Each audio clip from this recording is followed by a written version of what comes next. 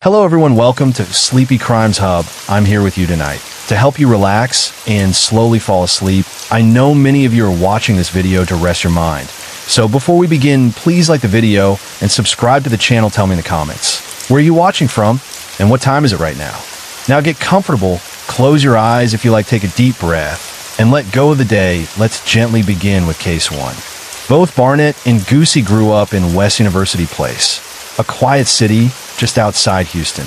Their families lived only a few blocks apart, though at the time, they barely knew each other.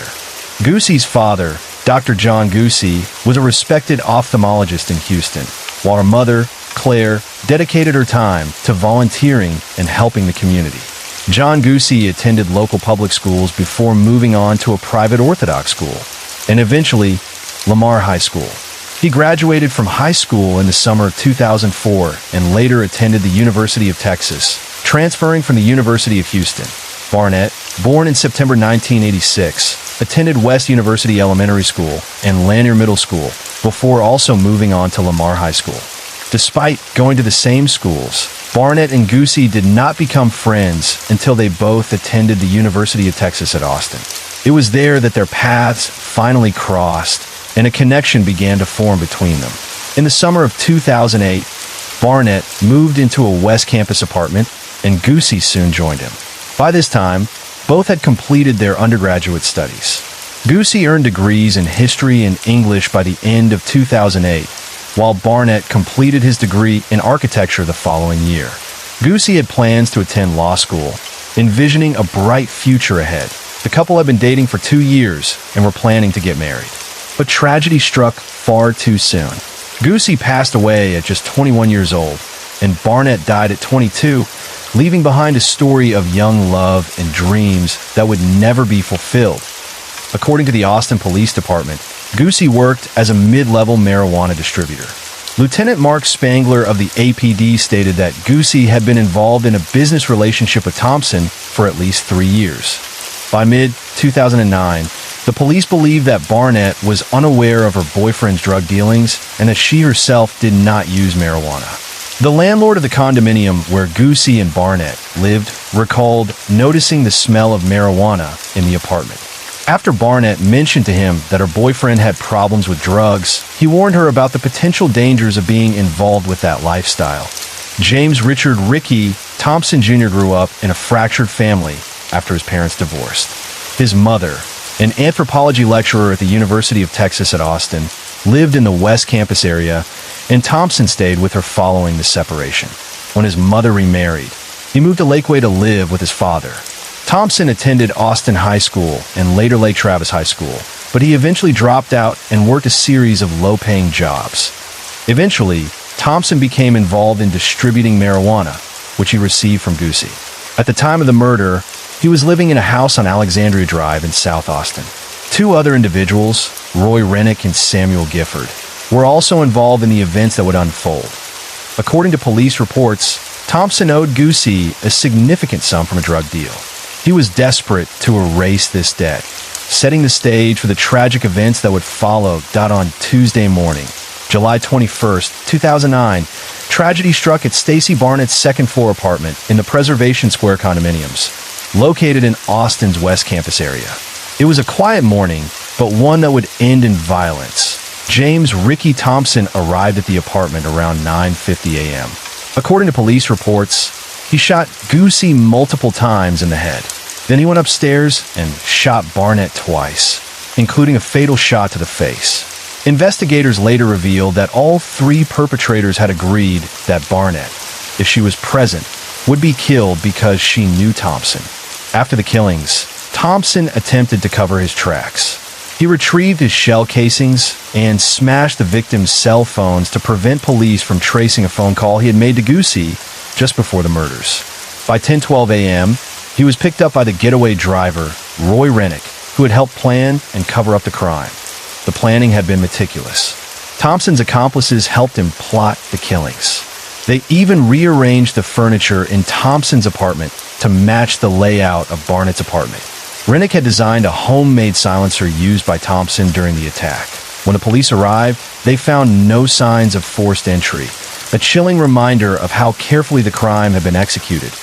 After the murders, the investigation quickly began to close in on those responsible. Police received anonymous tips that matched evidence they were already collecting, which gave them crucial leads. Using these tips, officers searched Thompson's home just a few days after the killings and discovered marijuana, leading to his immediate arrest. During interviews with detectives, Thompson admitted his involvement in the murders, and by Saturday, July 25, 2009, he was officially charged with 2 counts of capital murder. Following his arrest, he cooperated with law enforcement and was held at the Travis County Jail as the case unfolded over the next year. Legal proceedings moved forward, and in August 2010, Thompson pleaded guilty to killing Stacey Barnett. As part of the plea deal, he received a life sentence and will be eligible for parole in 2039. The deal also meant that Thompson avoided the death penalty or a sentence of life without parole, which he could have faced if the case had gone to trial. Crucially, the agreement required Thompson to testify against his 2 accomplices, and in exchange, his plea for the murder of Goosey was changed to guilty, with a concurrent life sentence. Prosecutors made it clear that if Thompson had not cooperated fully, they could have pursued the death penalty for Goosey's murder as well. His attorney, Perry Minton, later explained that the evidence against Thompson was overwhelming, and that the 2 life sentences represented the best possible outcome given the circumstances. The plea deal ultimately spared Thompson from capital punishment while ensuring that justice was served for both victims, cementing the severity and consequences of the crimes in the eyes of the law. Rennick and Gifford, the 2 accomplices involved in the murders, were also charged with capital murder. On Friday, April 8, 2011, both men pleaded guilty to the crimes. Roy Rennick, who had been 22 at the time, received a 35-year sentence, while Samuel Gifford, just 20 years old, was handed 2 concurrent 50-year sentences. Prosecutor Stephen Brand explained that Rennick received a shorter sentence compared to the others because of the information he provided to police and prosecutors, which helped build the case and secure convictions. As the years passed, all 3 men remained behind bars, serving their sentences in different Texas Department of Criminal Justice units. Thompson was located in the Robertson unit, Rennick in the Eastham unit, and Gifford in the Alfred Hughes unit, each paying the price for their roles in the tragic events that had unfolded years earlier. The convictions brought a measure of justice to the victims and their families, closing the chapter on one of Austin's most shocking crimes, while serving as a chilling reminder of how quickly lives can be altered by choices made in moments of desperation. That a private vigil and viewing for Barnett and Goosey was held at the George H. Lewis and Sons Funeral Home in Houston's Memorial area on Sunday, July 26, 2009. The following day, a joint funeral took place at St. Vincent, Delaware Paul Roman Catholic Church, where family, friends, and community members came together to mourn the tragic loss of a young couple. They were laid to rest together at Glenwood Cemetery, a somber ending to lives filled with promise. Before the public became aware of Goosey's involvement in drug distribution, many parents of University of Texas students expressed concern for the safety of their children. However, after the murders, the majority of students in the West Campus and UT Austin areas reported that they did not feel unsafe, reflecting a sense of resilience among the community despite the shocking tragedy that had occurred so close to home.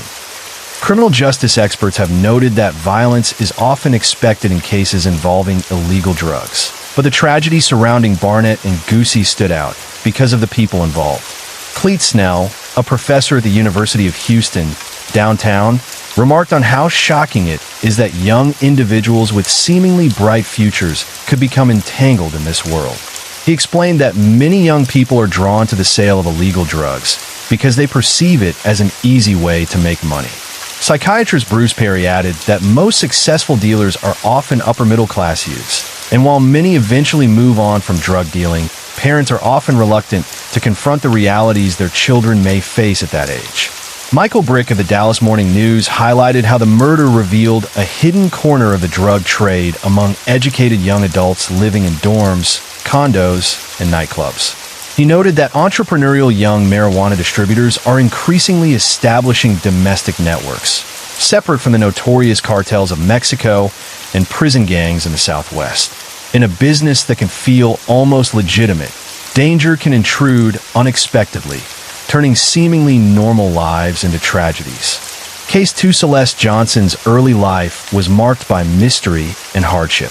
Her biological parents were unknown, and she met her birth mother only once, hearing the chilling words, "I'm not your mother, I was just your incubator." Celeste's adoptive father, Edwin Johnson, allegedly physically abused her during childhood, and the pain led her to attempt suicide during her teenage years.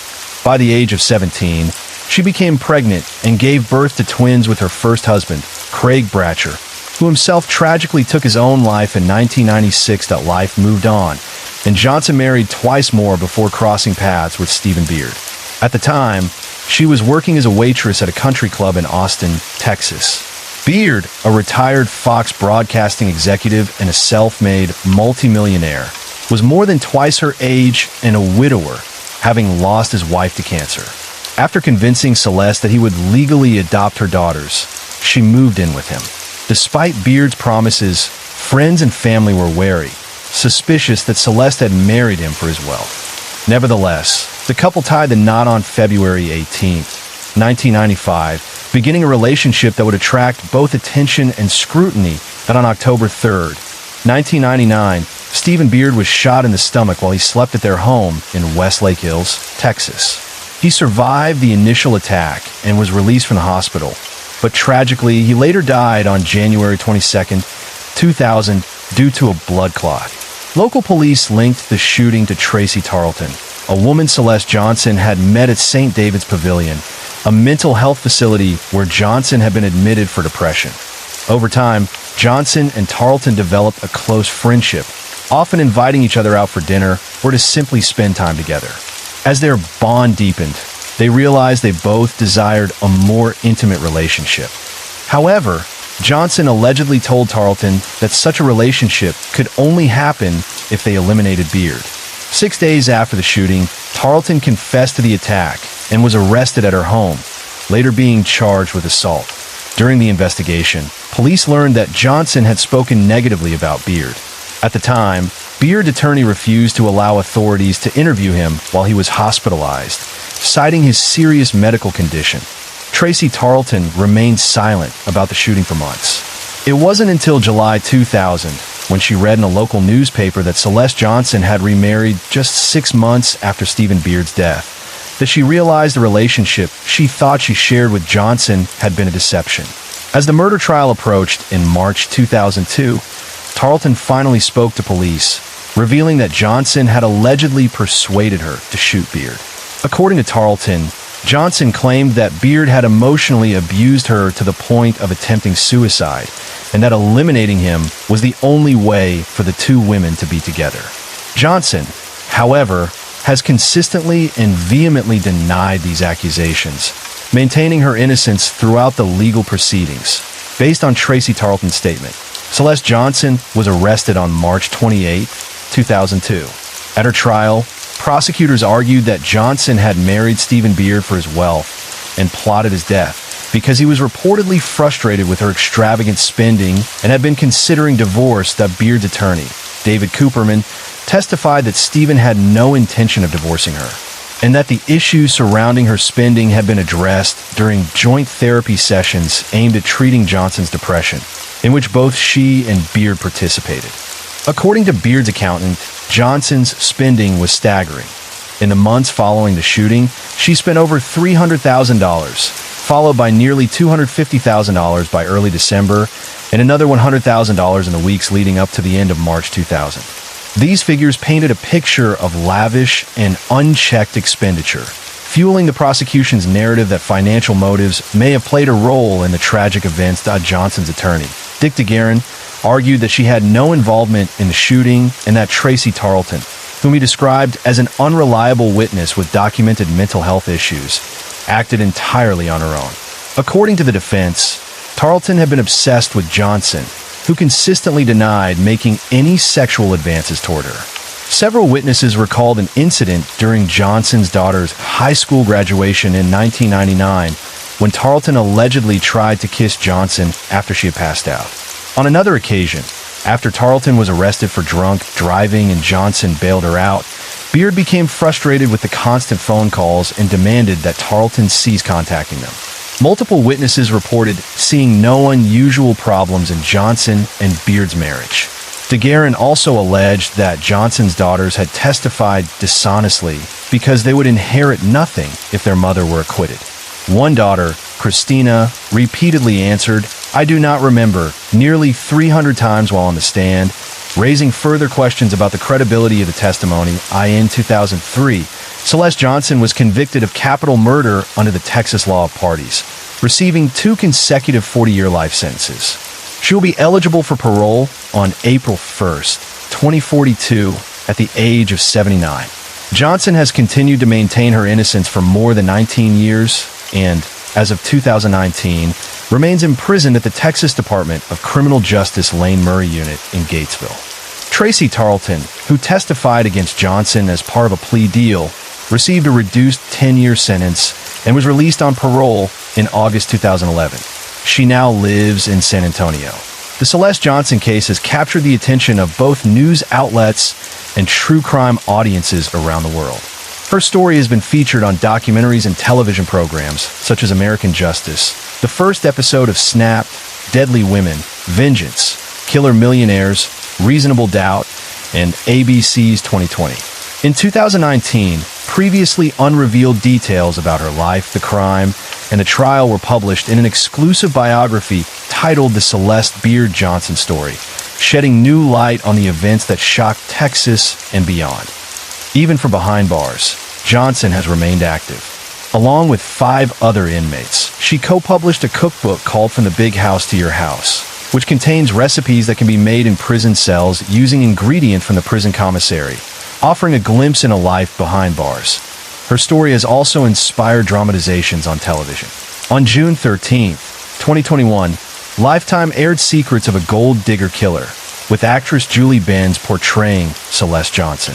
In 2022, ABC revisited the case through 2 episodes of Who Do You Believe, titled What the Sisters Saw, Part 1 and 2, as well as an episode of 2020 titled Tainted Love. These shows featured interviews with Celeste herself, her 2 daughters, and other key figures connected to the case, giving audiences an in-depth look at the shocking and complex story.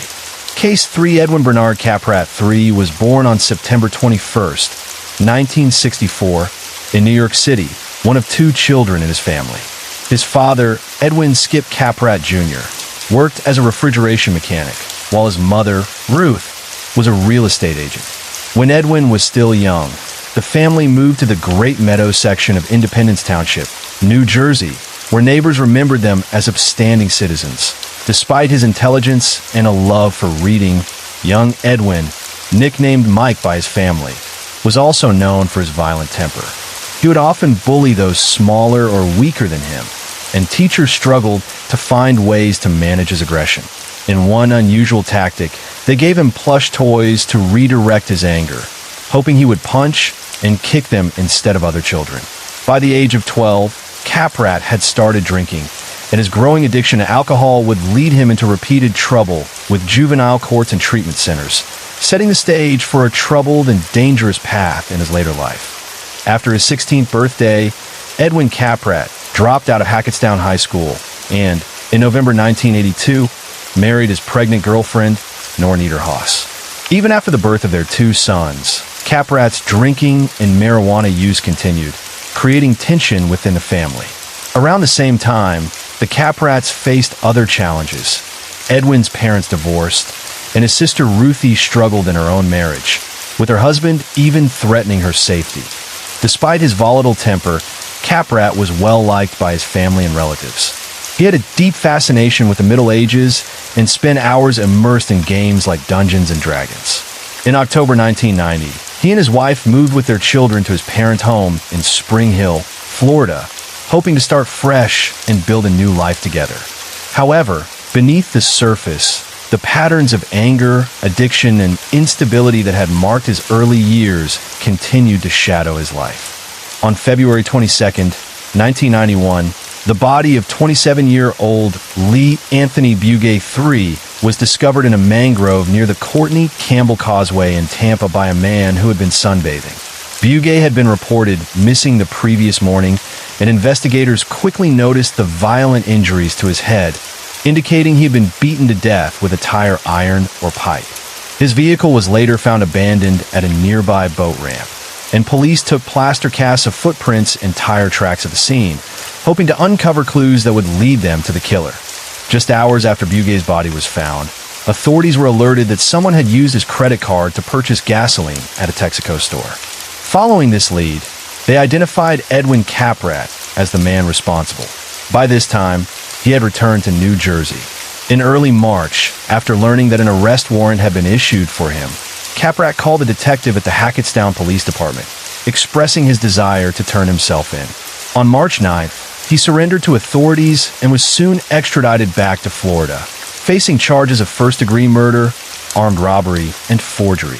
Before being put on trial, investigators tried to link Caprat to an unrelated arson attack that had occurred the day after Lee Bugay's murder, but there was insufficient evidence to charge him.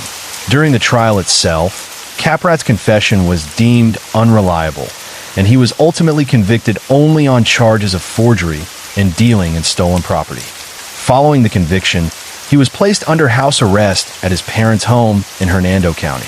However, he was later arrested again for violating the terms of his house arrest and remained imprisoned until May 7th, 1993 WY this time. His wife had divorced him, citing his aggressive behavior toward their children and his volatile temper, which she believed was linked to his own history of alleged abuse during childhood.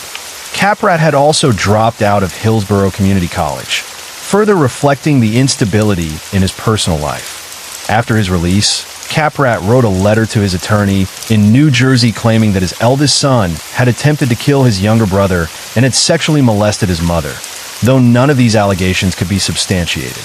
He eventually found work as a machinist at the Paget Swan Machinery Company, which allowed him to commute between Hudson and Spring Hill, attempting to rebuild a semblance of normal life despite the violent path his past had already carved. That on August 7, 1993, tragedy struck at the Spring Hill home of 80-year-old Sophia Frances Garrity, a retired public relations employee from New Jersey who lived alone.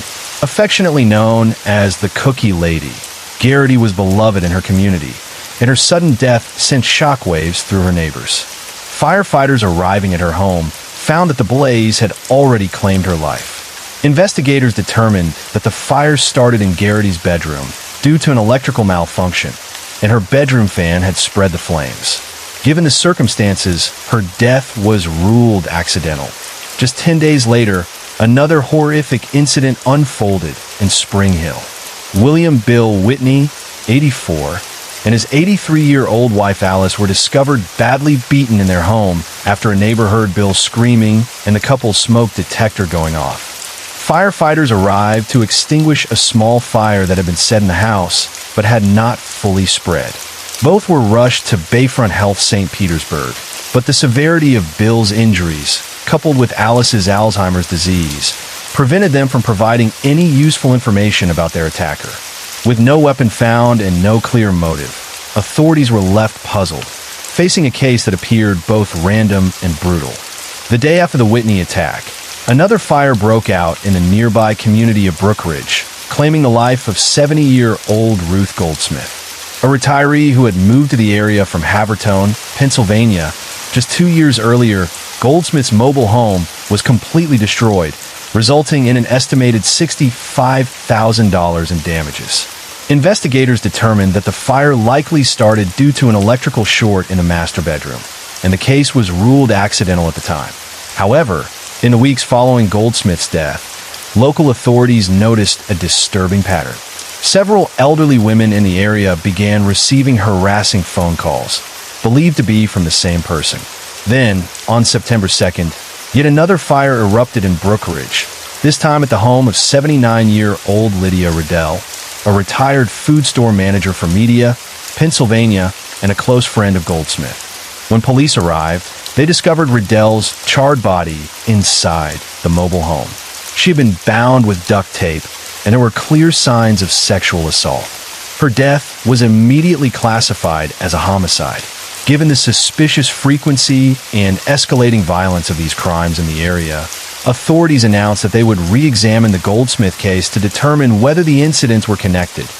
The final and most horrifying incident in this string of attacks occurred on September 26th, when 87-year-old Lorraine Alice Burnham Daw, a retired athlete, was found brutally beaten to death at her mobile home in Spring Hill. Authorities determined that she had been sexually assaulted and killed after her assailant repeatedly stomped on her neck. In a final act of destruction, the killer attempted to set the home on fire, burying Daw beneath a pile of bedding and pillows before igniting the flames. Thankfully, the fire failed to fully spread, but the scene left investigators horrified. With the announcement of yet another elderly woman murdered in the area, fears escalated dramatically. Residents of Spring Hill and Brookridge began reinforcing their door locks, arming themselves, and taking every precaution, terrified that they could be the next target. The escalating brutality and frequency of these crimes prompted the FBI to step in, assisting local authorities as suspicions grew that a serial killer was operating in the quiet Florida community. The sense of safety and calm that had defined these neighborhoods was shattered, leaving behind fear, uncertainty, and a desperate hunt for answers that a few days after Lorraine Daw's murder, authorities received an anonymous tip suggesting they investigate Edwin Caprat, a previously convicted felon with a history of violent crime. To their surprise, Caprat's fingerprints matched prints found on a garage window at Daw's home, which was located near his sister's house. Despite this breakthrough, investigators did not yet have enough evidence to make an arrest, so they placed Caprat under 24-hour surveillance while continuing to look for connections to the other murders. An undercover officer was sent to offer Caprat a ride to his parents' home, during which he casually mentioned that his girlfriend was angry with him over a strange bite mark on his neck. Combined with multiple cigarette butts recovered from the crime scenes, this conversation provided authorities with enough evidence to link him to the murders. By October 8th, arrest and search warrants were issued for his home, his vehicle, and even samples of his pubic hair. Caprat was arrested near his parents' home that very same day. The following morning, Caprat confessed to the crimes. In his testimony regarding Daw's murder, he shockingly claimed that after sexually assaulting her, he believed she was having a heart attack and stomped on her to put her out of her misery. As a result, he was charged with 4 counts of murder, 2 counts of attempted murder, 4 counts of sexual battery, 6 counts of residential burglary with battery, 5 counts of arson, and 1 count of robbery. News of his arrest also reignited interest in the Bugame murder, as authorities believe Caprat might now fully confess to his earlier crime that on November 19th, William Whitney, who had been left in a vegetative state following the brutal attack on him and his wife, died at his son's home in Hancock County, Mississippi, from pneumonia. Because his death was considered a direct result of the assault committed by Edwin Caprat, prosecutors began preparing to charge him with first-degree murder, elevating the severity of his crimes even further. In January 1995, Caprat's trial for the murder of Lydia Riddell began. The proceedings drew intense attention from residents of Hernando County, who were still shaken by the extreme violence of his crimes, which were described as the worst the county had ever seen. Caprat had been ruled sober and sane at the time of the attacks, and he faced charges of first-degree murder.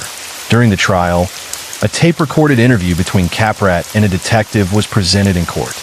In the recording, Caprat repeatedly requested that the interview be paused so he could smoke a cigarette. The detective, frustrated with Caprat's evasiveness, repeatedly shouted at him and called him a liar. Caprat's attorney argued that this behavior amounted to coercion, while prosecutors countered that the detective was simply confronting him for repeatedly lying during the interview. The tense exchange highlighted both Caprat's arrogance and manipulation, setting the stage for a high-profile and highly charged courtroom battle. After a tense 10-day trial, Edwin Caprat was found guilty of murder, with the jury deliberating for 8 long hours before reaching a verdict. They subsequently recommended the death penalty. Shortly after, Caprat was ordered to stand trial for the murder of Lorraine Alice Burnham Daw. In that trial as well, he was convicted and the jury again recommended a death sentence. Throughout both proceedings, Caprat remained disturbingly detached. He showed little interest in the courtroom drama, reportedly spending much of his time reading a book as the gravity of the proceedings unfolded around him. His family made desperate appeals to the jurors, begging them to spare him from the second death sentence. They explained that Caprat had told detectives he wished they would shoot him, and that he had even slashed one of his wrists on the eve of his first trial, underscoring the disturbing and complex nature of his personality. The violent saga of Edwin Caprat came to an unexpected and historic end on April 19, 1995. Caprat, along with another inmate, Charles Street, was stabbed to death by two fellow prisoners at Florida State Prison's death row. These murders were the first ever to occur on death row, shocking the corrections system and the nation alike. The news of Caprat's death was met with a mixture of relief and closure by the victims' families.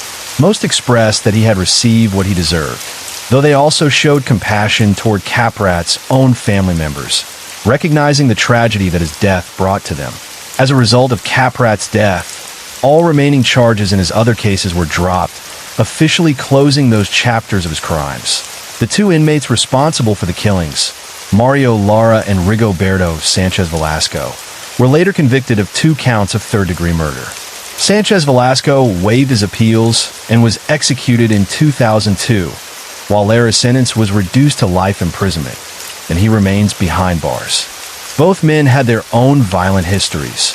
Sanchez Velasco had been sentenced to death for the 1986 murder of 11-year-old Katixa Kathy Ecanaro, while Lara had received a death sentence for the 1981 murders of Grisel Fumero and Olga Elviro.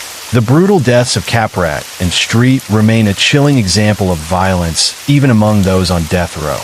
Case 4 little is known about Cable's early life. He was born in 1948 in La Grange, Kentucky, but his childhood remains largely a mystery.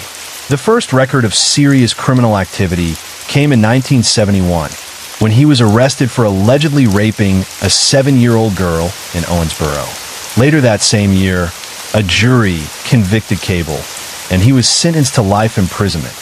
However, Cable's time behind bars was immediately turbulent. On June 11, 1972, he managed to escape from the Kentucky State Reformatory. His freedom was short-lived, as he was caught later the same day, earning him an additional conviction for escape. His violent tendencies only escalated with time. In April 1977, while serving his sentence, 35-year-old Willie S. Daniels, who was incarcerated for manslaughter and 2 counts of robbery, was attacked by Cable in the prison gym. Armed with a steel rod, Cable struck Daniels across the head. Daniels was rushed to the prison hospital, but succumbed to his injuries. The following year, Cable was convicted of first-degree manslaughter for the attack, and 10 years were added to his sentence, cementing his reputation as a dangerously violent inmate. 3 years after his conviction, Cable was granted parole and briefly returned to freedom. But his time outside prison was unstable and marked by repeated violations. In 1983, he was sent back to prison for breaking the terms of his parole that he was released once again in early 1986, only to face legal trouble 2 years later in 1988. Cable had violated a court order that prohibited him from contacting his estranged wife, sending him back behind bars, and continuing a cycle of criminal behavior that would define much of his adult life. That on April 5, 1990, Cable, along with his accomplice Philip Clopton, kidnapped a 15-year-old girl in Louisville. They drove her deep into the woods to a remote campsite, where both men subjected her to horrific abuse, raping her before tying her to a tree. Cable briefly left the campsite to meet with his parole officer, leaving Clopton alone with the girl. Over the next 3 weeks, the girl endured continuous terror. Both men repeatedly raped, whipped, and assaulted her, creating an unrelenting nightmare in the isolated woods that on April 26th, a moment of sheer luck and courage turned the tables. Clopton, left alone with the girl, forgot to chain her up. Seizing the opportunity, she grabbed his gun and, in an act of desperate self-defense, shot and killed him. Without wasting a second, she ran through the woods, escaping the nightmare she had endured for weeks. Once safe, she alerted authorities, providing the crucial information that would lead to Cable's arrest and finally bring an end to the reign of terror he had inflicted. After her escape, the girl provided authorities with chilling details. She revealed that both Cable and Clopton had confessed to killing two 14-year-old girls, Sherry Wilson and Bridget Allen, who had been missing since January 25th. Her testimony opened a new chapter in the investigation, exposing the depth of their crimes. Following Clopton's death, investigators examined his diary and discovered even more disturbing evidence. Within its pages, Clopton had recorded Cable's confession to murdering 24-year-old Helen Booth in 1989. The diary also contained information linking Cable to a severed arm found that March. Although Cable could not be conclusively tied to Booth's murder at the time, the evidence against him for the kidnapping and prolonged abuse of the Louisville girl was overwhelming. Cable was subsequently convicted and sentenced to 300 years in prison, ensuring that he would never be free again.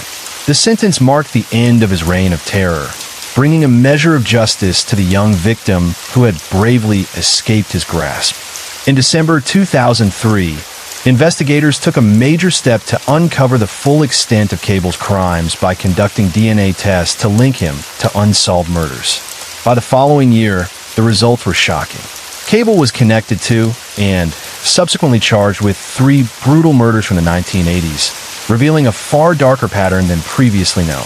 The first victim was Sandra Kellums, who on June 8, 1982, was celebrating her 18th birthday. She planned to visit a friend in Owensboro, but never arrived. The next day, her body was discovered beneath a tangle of trees and bushes. She had been sexually assaulted and bludgeoned to death with a brick. Her purse was missing, and at the scene, police carefully cast footprints in the hopes of tracing her killer. The second victim, Alma Marie Bird, 26, was found on December 11, 1986, in an alleyway by 2 children walking to school. The circumstances of her death mirrored the violent and predatory nature of Cable's crimes. The final case was Helen Booth, 24, a crime for which Cable had originally been suspected. On May 11, 1989, her body was discovered in Riverside Park.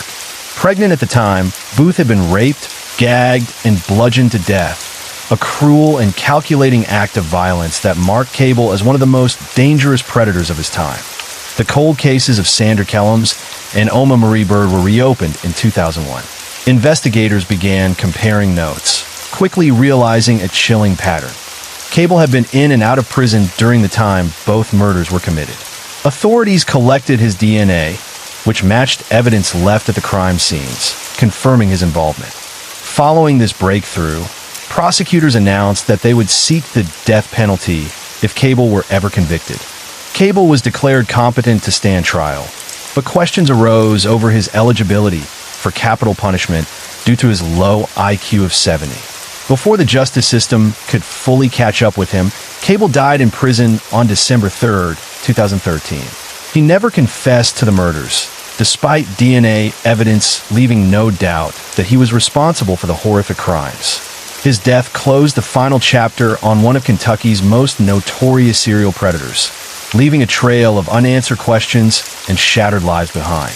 Case 5 Campbell was born on October 21, 1954, in Oahu, Hawaii, into a turbulent household that would shape the darkness in his early years. His father, a former Marine, and both parents were heavy drinkers, and Campbell would later recall witnessing his father repeatedly commit acts of domestic violence against his mother. Yet, despite the brutality at home, a 1982 psychological report revealed that Campbell admired his father, viewing his mother as weak and excessively strict, a perception that warped his understanding of authority and relationships. By the age of 13, he had already begun drinking and experimenting with drugs, including amphetamines and heroin, marking the start of a destructive path that would only intensify over time. Just 8 days after his 16th birthday, on October 29, 1970, Campbell's father reported him to the police in Edmonds, Washington, for stealing the family car, an early sign of the rebellion and criminal tendencies taking root. The following year, in July 1971, his mother reported him as a runaway, admitting that she had given up hope for him except to try to get him to court, and expressed that she would not have minded if he never returned home. The very next day, Campbell broke into his grandparents' house, stealing several guns to fund a trip to California, only to be arrested shortly thereafter. This series of events, occurring in the shadow of a troubled home and early substance abuse, foreshadowed the dangerous patterns and choices that would come to define his youth.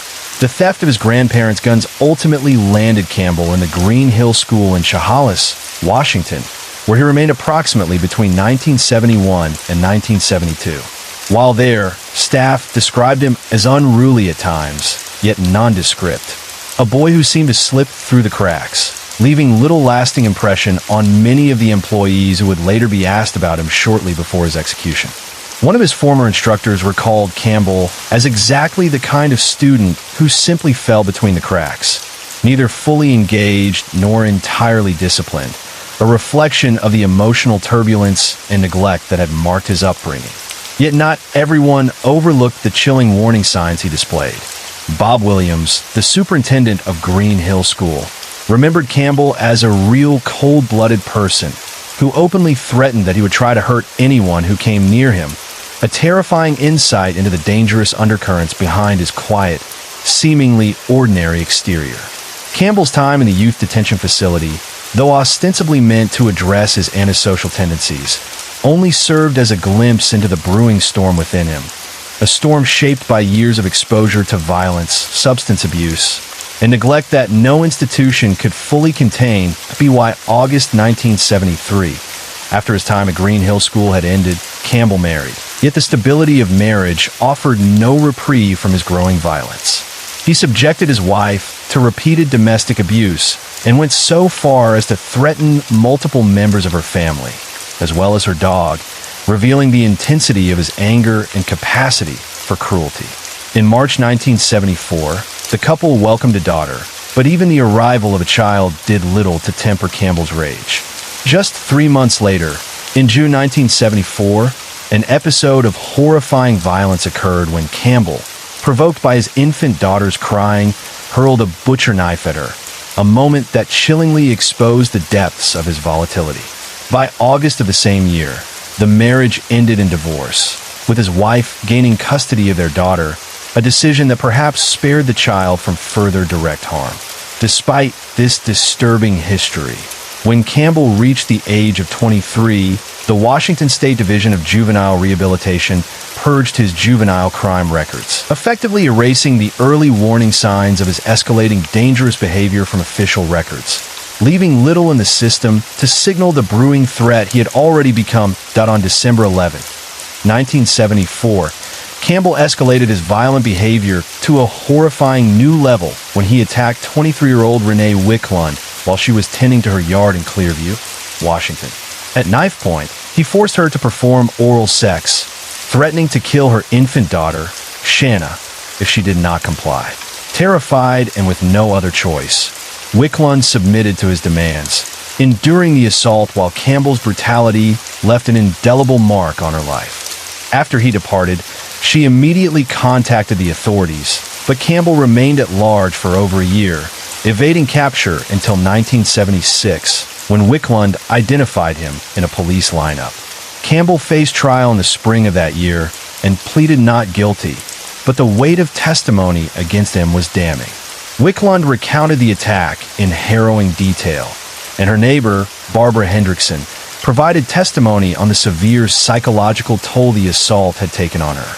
In April 1976, the jury convicted Campbell of first-degree assault and sodomy, and on May 11th, he began serving 3 concurrent sentences, totaling 40 years, which encompassed both the crimes against Wicklund and an unrelated burglary committed in 1976. Unbeknownst to Wicklund, the concurrent nature of his sentences meant that Campbell could potentially be eligible for parole far sooner than 40 years, leaving a lingering sense of injustice over the harshness of his crimes versus the length of time he would actually spend behind bars. In the years following the assault, Renee Wicklund's life remained marked by trauma and resilience. She eventually separated from her husband, Jack, unable to cope with the lingering stress caused by the attack, and dedicated herself to raising her daughter, Shanna. To support them both, she built a life of quiet determination, running an in-home business as an accountant for local beauty parlors and assisting students in securing loans for cosmetology school, a testament to her strength and perseverance despite the shadows of her past. Meanwhile, Jack Wicklund endured a series of bizarre and tragic events. In December 1977, he was discovered in his West Seattle home, tied to a chair with severe third-degree burns, claiming that a complete stranger had broken into his home, restrained him, poured gasoline over him, and set him ablaze. Surviving the attack required him to wear a protective rubber bodysuit to shield his damaged skin.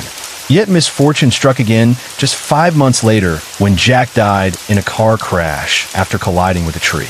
The exact circumstances surrounding his death remained shrouded in mystery, with police never conclusively determining whether it was murder, suicide, or a tragic accident, leaving Renee and Shanna to navigate the profound uncertainty and continued hardships that had come to define their lives. During his time serving concurrent sentences at the Washington State Reformatory, Campbell's behavior revealed the depth of his violent and antisocial tendencies.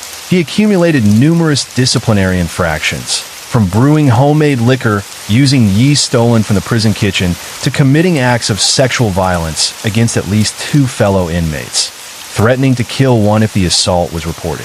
His aggression extended beyond sexual violence, as he physically attacked other inmates, once inflicting head injuries severe enough to require medical treatment. Campbell's manipulative behavior also reached beyond the inmate population.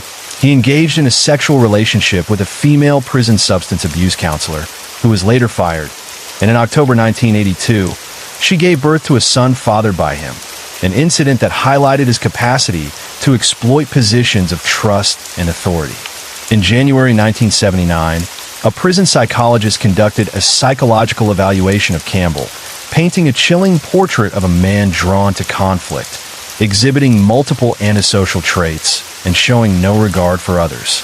The report described him as having declared war on society, all of whom he regards as mindless nitwits who are getting theirs and are now to get him, and further stated that he was blithely uncaring of others, conscienceless, malevolently intolerant of the social order which imprisons him, and imminently harmful to all who directly or indirectly capture his attention or interest, capturing the dangerous and remorseless character of a man already well on the path to infamy.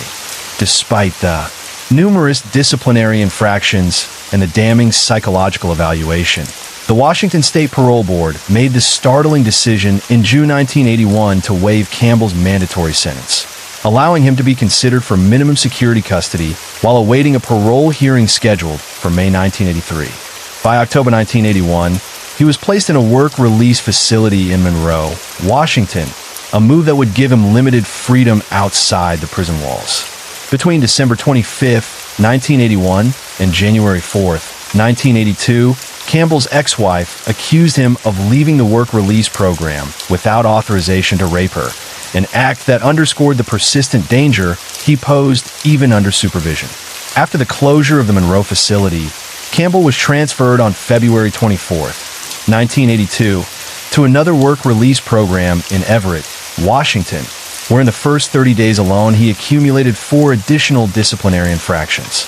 These events highlighted the failure of the system to contain a man whose history of violence, manipulation, and unrepentant antisocial behavior had long since marked him as a threat to anyone who crossed his path. On April 14, 1982, the quiet town of Clearview, Washington, would become the scene of one of the most horrific crimes in the state's history. 31-year-old Renee Wicklund was home, ill, with her 9-year-old daughter, Shanna, by her side, when her neighbor, 51-year-old Barbara Hendrickson, visited around 4:20 p.m. to check on her well-being.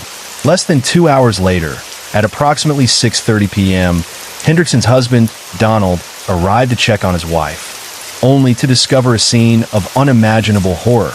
All 3 victims were dead, scattered across different rooms of the house. Campbell had brutally beaten and assaulted each of them before committing their murders. He tore Renee's and Hendrickson's earlobes to steal their earrings, savagely beat Renee across her head, back, and upper chest, broke her jaw and nose, strangled her, raped her with a blunt object, and ultimately cut her throat, severing her carotid arteries. Her official cause of death was exsanguination from the throat wound. Shanna, barely 9 years old, suffered a similar fate. Campbell strangled her and slashed her neck so deeply that she was nearly decapitated, losing a catastrophic 95% of her blood almost instantly, causing lung collapse and death in a matter of milliseconds. Barbara Hendrickson was also murdered in the same horrific manner, her throat cut to end her life. The same day, Campbell's spree of violence did not end. He also attempted to rape another woman, underscoring the terrifying, uncontrollable nature of his aggression. The calculated brutality and sheer savagery of these acts left the community reeling, marking the culmination of years of escalating violence that had followed Campbell from his childhood through his criminal adulthood. Neighbors reported seeing Campbell lurking around Renee Wicklund's yard that morning, a knife in hand, and others observed him approaching the house, carrying a large roll of blanket, a foreboding sign of the violence to come. When investigators arrived at the scene, the evidence left behind painted a chilling picture of his methodical cruelty. A drinking glass bore a bloody handprint that matched Campbell's fingerprints, and a trail of Renee Wicklund's stolen jewelry led from the front door down the walkway.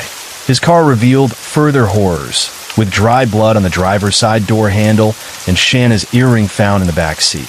While during his arrest, police discovered a pair of Renee's earrings hidden in Campbell's pants pockets. A fellow work release resident directed police to a location along the banks of the Snohomish River, where diving units recovered numerous items belonging to the victims, including clothing, jewelry, pottery, a bracelet, necklaces, a pair of jeans, and a shirt, confirming the deliberate attempt to dispose of evidence. When questioned, Donald Hendrickson remarked that the man who'd attacked Renee 8 years earlier was the only person he could imagine committing such a heinous act. Campbell was arrested on April 19th at the Monroe Reformatory and charged with first-degree murder, then held in the Snohomish County Jail, where he was met with hostility from other inmates for having murdered a child, and with the severity of his crimes prompted authorities to impose stricter rules on the freedoms of other prisoners on parole. A grim reminder of the profound consequences of his actions that A.T. Campbell's trial in November 1982, he refused to testify in his own defense or speak about the murders in any way, maintaining a chilling detachment throughout the proceedings. The prosecution presented damning testimony, including neighbors who had observed him sneaking around Renee Wicklund's house on the afternoon of April 14th, as well as the prison substance abuse counselor, who by that time had become his girlfriend.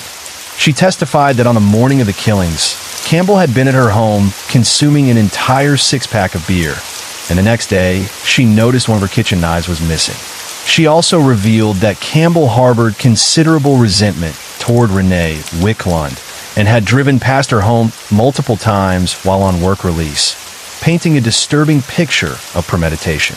In an unusual move, Campbell cross-examined his girlfriend himself, managing to extract an admission that he had never explicitly told her he intended to harm Renee.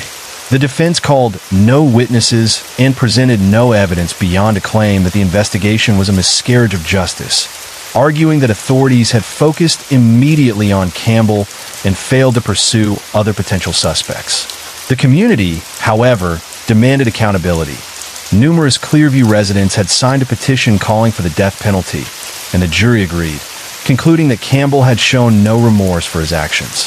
Throughout the trial, he remained largely indifferent, showing little visible reaction even when confronted with gruesome crime scene and autopsy photographs. The case struck a particularly deep chord with Renee's mother and sister, who lived in North Dakota and had been unaware of her rape 8 years earlier, leaving them reeling from the compounded trauma of the murders and the long-hidden abuse that had preceded them. Campbell's attorneys made the argument that he could not be charged with rape because the wound in Renee Wicklund's vagina appeared to be a post-mortem injury that had not bled.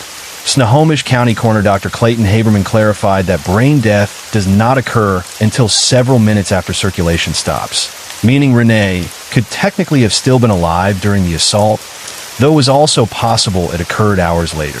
He further noted that Shanna had lost so much blood that collecting a sample from her was extremely difficult. As a result, Judge Dennis Britt instructed the jury to disregard the rape allegations, while also allowing the prosecution to display graphic autopsy photographs of the victims, leaving it up to the jurors to decide whether they wished to view the blood-soaked clothing. Because the only surviving witness, Renee Wicklund, could not recount what had happened, investigators had to reconstruct the sequence of events on April 14th. It appeared that Renee had been attacked first, with Shanna found nearby in the bedroom, possibly having been shown her mother's lifeless body before Campbell slit her throat. Barbara Hendrickson likely entered the home afterward, only to be caught in a struggle with Campbell, as indicated by overturned furniture in the living room suggesting she had tried to flee. The positioning of the bodies suggested a deliberate intention to shock anyone who might discover them, a final act of cruelty that underscored Campbell's calculated brutality. On November 26, 1982, Campbell was convicted of the 3 murders of Renee Wicklund, Shanna Wicklund, and Barbara Hendrickson. And on December 17, 1982, he was sentenced to death, bringing a measure of closure to a community traumatized by the unimaginable horror of his crimes. In 1985, an even more damning report surfaced, alleging that staff at the Monroe Reformatory had not only turned a blind eye to Campbell's behavior, but were actively conspiring with him. Inmate Counselor Roger Button was said to have kept certain prisoners, including Charles Campbell, on his payroll, in which inmates supplied him with sexual favors in exchange for covering up their infractions. Button allegedly used these inmates as enforcers to intimidate or assault prisoners he disliked, collect debts, or protect those he favored, though he denied all accusations. While Campbell's case wound its way through various stages of appeal, he remained a feared presence on Walla Walla's death row for over a decade, even spitting at then Governor Booth Gardner when he looked into his cell. Despite the horror of his actions, Campbell's mother maintained that she still loved him but supported his death sentence. She revealed shocking details about his behavior, claiming he had engaged in sexual acts with a pet dog he had adopted, and upon learning of his arrest for first-degree murder, she told investigators, "It was inevitable. I never believed he was going to end up anywhere but the electric chair. His father and sisters could not be located, and his mother passed away before his execution was carried out." A 1982 psychological report by Seattle psychiatrist Charles P. Tappan noted that Campbell showed no signs of brain damage, but possessed an unorthodox, antisocial view of reality.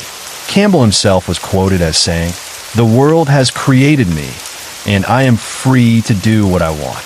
There is no right or wrong, or anyone to tell me what to do." Throughout his time on death row, Campbell refused most requests for interviews, dedicating the majority of his time to appeals rather than reflection, a chilling testament to a man who had long embraced his own lawless worldview. That Campbell's final years on death row were marked by a relentless cycle of legal maneuvers and stays of execution. On November 6, 1984, the Washington Supreme Court upheld his conviction and death sentence, and by January 21, 1985, his first death warrant was signed, setting an execution date for March 29, 1985. Yet just 2 weeks before that date, Campbell received a stay of execution because his appeals had not yet been completed. That on April 29, 1985, the Supreme Court of the United States rejected one of his petitions, and a second death warrant was issued on May 17, scheduling his execution for July 25, 1985. Even as the Washington Supreme Court denied his request for a stay and further appeal, a federal district court granted an indefinite stay on July 22nd, preventing the execution. Years later, on October 6, 1987, the United States Court of Appeals for the Ninth Circuit denied another of Campbell's petitions, but did not lift his stay until January 25, 1989. Meanwhile, the U.S. Supreme Court refused to hear his case on November 7, 1988. On February 15, 1989, a third death warrant was signed, setting his execution for March 30, 1989, yet just 33 hours before that date. The Ninth Circuit issued another stay, citing the remaining pending appeals.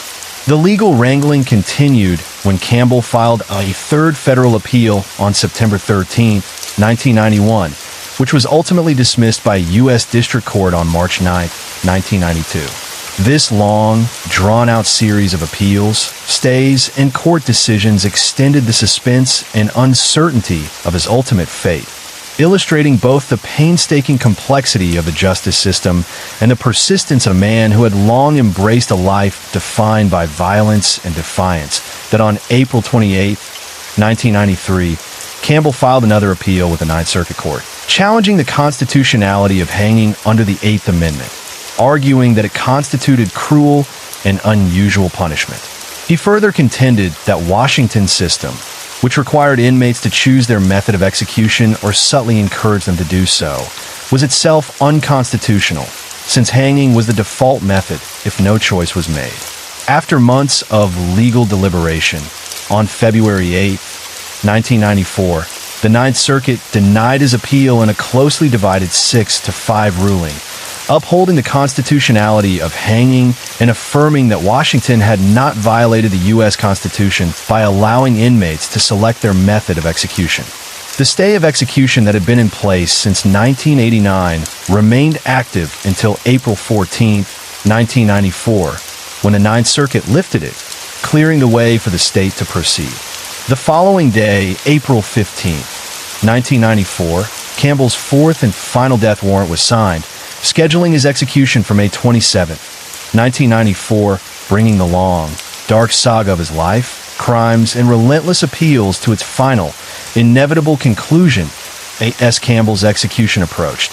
Washington State offered death row inmates a choice between lethal injection or hanging, with hanging set as the default method for those who refused to choose. Campbell, unyielding to the very end, refused to select a method, meaning his execution would proceed by hanging. In the weeks before his death, he penned a letter to Governor Mike Lowry, requesting a face-to-face meeting and portraying himself as both a victim and a defendant, asking the governor to judge his sincerity, candor, and demeanor.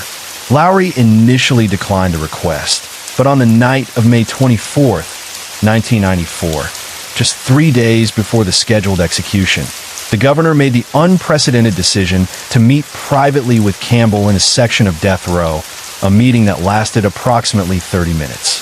Lowry's press secretary described the encounter as Campbell's opportunity to advocate for a commutation of his sentence to life without parole. In preparation for his decision, Lowry also met with relatives of Campbell's victims and with death penalty opponents, carefully weighing the competing appeals. The public response had been overwhelmingly in favor of execution, with 3,789 letters supporting it compared to only 532 letters opposing it. Though personally opposed to capital punishment and empowered under Washington law to grant clemency without a recommendation from the state board, Lowry chose to handle pending executions on a case-by-case basis. After reviewing the evidence, the appeals, and the perspectives of victims' families and the public, Lowry issued a brief statement confirming that he would not intervene in Campbell's case, clearing the way for the execution to proceed, a final act that would bring the long, violent, and chilling saga of Charles Campbell to its grim conclusion. Shortly before the execution, officials recorded Campbell's weight at 220 pounds and calculated the mechanics of his death with clinical precision. After consulting a U.S. Army manual while designing Washington State's hanging protocol, authorities determined that a 5-foot drop would be sufficient to break his neck, a distance that also happened to be the minimum permitted under the guidelines they followed. 24 hours before the execution, Campbell was given his final shower, a quiet and procedural moment before the chaos that followed. The day before his death, when officers arrived to transport him to a holding cell near the execution chamber, Campbell became non-compliant. They found him lying faint on the floor of his cell, forcing officers to subdue him with pepper spray. Later, while clearing out his cell, authorities discovered a 4-inch piece of metal that Campbell had been sharpening into a makeshift knife, a final reminder of the danger he posed even in his last days. 2 hours before the hanging, officials served him his final meal, a fish dinner, which he barely touched. In his final hours, Campbell met and spoke with a small circle of people, including an attorney, his son, and his girlfriend, the former prison counselor with whom he had fathered the child, bringing his long, violent, and deeply unsettling life to its final, irreversible moments under the watch of the state. That Campbell's final moments were witnessed by 12 reporters from various media outlets. 3 relatives of the victims' families, the Snohomish County prosecutor, and Campbell's own attorney. Unable to stand or walk on his own, Campbell had to be forcibly strapped to a rigid board, which guards carried to the gallows. Once there, he resisted, moving his head repeatedly and making it difficult for officials to place the hood over him. At 12:08 a.m., the trapdoor was released, and 6 minutes later, at 12:14 a.m., Campbell was pronounced dead.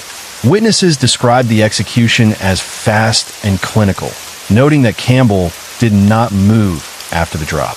His hanging was only the second in Washington state and the United States within a 2-year span, following serial child killer and execution volunteer Wesley Allen Dodd, and it marked the first involuntary execution in Washington in over 33 years, since convicted murderer Joseph Chester Self in 1963. Following the execution, the King County Medical Examiner's Office conducted an autopsy. Medical examiner Donald Ray confirmed that Campbell had died instantly from a broken neck and spinal cord caused by the drop from the gallows trapdoor. Initially, no one came forward to claim his remains, leading Walla Walla County officials to cremate his body. However, on May 31st, Campbell's girlfriend and son claimed his remains and his remaining personal effects, as he had requested prior to his execution, bringing the life of one of Washington state's most violent and notorious criminals to its final, irrevocable end. The horrific triple murders committed by Campbell sent shockwaves through Washington state, prompting legislative changes aimed at strengthening and broadening the death penalty, allowing it to be applied in a wider range of circumstances. In the aftermath, the legal repercussions extended far beyond Campbell himself. His ex-wife sued the state of Washington, alleging negligence for allowing him to participate in work release, during which he had raped her twice. Hilda Ehlers also filed a lawsuit seeking damages for the same negligence that had led to the deaths of her daughter and granddaughter. The state ultimately agreed to pay Don Hendrickson $950,000 in damages, acknowledging the devastating impact of Campbell's actions. In 1996, lawmakers changed the state's execution protocol, making lethal injection the default method. Decades later, in 2018, the Washington Supreme Court ruled the state's death penalty unconstitutional, effectively abolishing capital punishment. Long after his execution, new evidence continued to tie Campbell to unsolved crimes. In 2023, DNA analysis suggested he was likely responsible for the 1975 murder of 25-year-old University of Washington student Hallie Seaman, who had been sexually assaulted, stabbed to death, and whose body had been moved 4 miles to be discovered by a passerby the following day. Seaman's car was set ablaze, further highlighting the brutality of Campbell's crimes and the enduring shadow of terror he cast, even decades after his death. Case 6 Eliska, known to her family as Elsie, was born in Chicago around 1906, though her exact birth date remains uncertain. She was the daughter of Karolina Wojciechova, born on November 26, 1869, in the village of Mikhov in the former Kaslov district of Bohemia, Austria-Hungary, now part of the Czech Republic, and František, or Frank, Parbeck, a labor born on December 15, 1867, in Podhorny Uranova of the same district. Frank and Karolina were married on February 16, 1892, at her village's Catholic church, and they had a son, Karel, before the family made the journey to America. On April 12, 1895, they arrived at the port of Baltimore, traveling with Karolina's sister's family, ultimately settling in Chicago near Karolina's brother, while several other close relatives also migrated to the city. In their new life, Frank worked as a painter, while Karolina maintained the home, raising their growing family. Though 2 of their children were baptized at St. Procopius Church, by the early 1900s the couple had abandoned Catholicism in favor of free-thinking beliefs, leaving the remaining children, including Elsie, unbaptized and, apparently, unregistered with the city, making her exact birth date a mystery. Census records from 1900-1910 suggest that Elsie was the 8th child of the Parbecks, with at least 3 siblings who had died young. By the time of the 1910 census, conducted on April 21st, Elsie was listed as 3 years old, and her gravestone later indicated she was 4 at the time of her death, together suggesting a likely birth date somewhere between April 22nd, 1906, and April 8th, 1907, a brief life set against the backdrop of immigrant Chicago at the turn of the century. Historical records of the Parbeck family reveal a tangle of names and spellings that reflect both the challenges of immigrant life and the inconsistencies of early 20th century reporting in census records and newspaper accounts, most notably in the Chicago Daily News. The family surname frequently appears as Parbeck. Frank, Elsie's father, is at times listed under the first names Peter or John, while Carolina, her mother, is occasionally referred to as Mary. Even Elsie herself appears under alternate names in local newspapers, including Mary and Emily, particularly in reports from Rockford, Illinois. These variations, though seemingly minor, highlight the difficulties faced by immigrant families navigating official documentation and media attention in early 1900s America, and they create a small but persistent layer of mystery around the exact details of Elsie's short life that on the morning of April 8, 1911, little Elsie Parbeck left her family home at 2320 South Albany Avenue in Chicago, telling her mother she was on her way to visit Auntie, her mother Carolina's sister, Julia Trampota, who lived just around the corner at 2325 South Troy Street.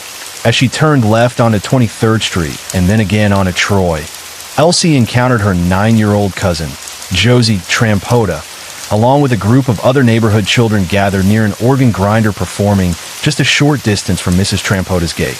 When the organ grinder moved toward the corner of 23rd Street, the children followed, leaving Elsie behind. Hours passed, and when Elsie still had not arrived at her aunt's house, her mother went to check on her, only to discover that she had never made it. Knowing that Elsie had many friends in the neighborhood, the women assumed she might have wandered to another home, perhaps intending to spend the night and return the following morning. But as night fell and the little girl did not come home, concern turned into alarm. By 9 p.m., Frank Parbeck returned from work to find his daughter missing and went immediately to the Himmon Street police station to file a report. At first, authorities believed that Elsie was simply spending the night with friends, but when she had still not returned by the following morning, Captain John Mahoney personally took charge of the search, setting in motion what would become a desperate and widespread effort to find the missing 4-year-old. In the days following Elsie Parbeck's disappearance, rumors and theories swirled through Chicago, fueled by both concern and speculation. Reports in the Rockford, Illinois press suggested that Romani people might be involved, following a statement from a neighborhood boy, John Jarowski, who told detectives at the Maxwell Street station, led by Inspector Stephen K. Healy, that he'd seen a gypsy wagon on Kedzie Avenue, just a block west of Troy Street, with 2 women holding a small girl. The Chicago American expanded on the story, reporting that the girl appeared to be struggling, trying to escape, and that police suspected a possible Black Hand kidnapping. Investigators searched multiple Romani camps along the Des Plaines River near Kedzie, learning from residents that one wagon had departed the morning of April 9th. The theory gained traction in part because Elsie's disappearance bore a striking resemblance to that of Lillian Wolfe, a girl found years earlier among Romani people. Driven by desperation, Elsie's father, Frank Parbeck, offered his life savings, $50, roughly $1,547 today, as a reward for any information. Inspector Healy ordered drainage canals dragged for the child's body on April 15th, while Governor Charles S. Deneen appealed to the public for help in locating her. Around this time, Elsie's friend, 14-year-old Emma Kubik, told police she had last seen Elsie with the organ grinder. Detectives expanded their search to the Italian Quarter at West 14th and S. Halsted Streets, following reports of a child matching Elsie's description scene with the same musician. The urgency of the search was mirrored in the press. On April 12th, the Chicago American ran a full-length, artistically enhanced photo of Elsie on the front page, a haunting image that would reappear in subsequent editions. By April 17th, the paper had also published photographs of her parents, Frank and Carolina, and her sister Julia, putting a human face to the grief and fear gripping Chicago as the search for the missing girl continued. Detectives Joseph, Comaris, and Sheehan joined Frank Parbeck in a desperate pursuit of the wagon that was believed to have taken Elsie north, initially thought to be heading for Round Lake, Illinois, a village roughly 50 miles from Chicago where 7 wagons had set up camp. Farmers in the area were warned to keep watch for any sign of the little girl. As local residents approached the wagons, asking about Elsie and attempting to search, the occupants broke camp, moving on to Volo, Illinois, 43 miles from Chicago. There, residents reported seeing a child who appeared to match Elsie's description, though she seemed stupefied or drugged, partially wrapped in a blanket. Yet again, attempt to search the wagons prompted the group to pack up and head to McHenry, Illinois, some 60 miles northwest of Chicago.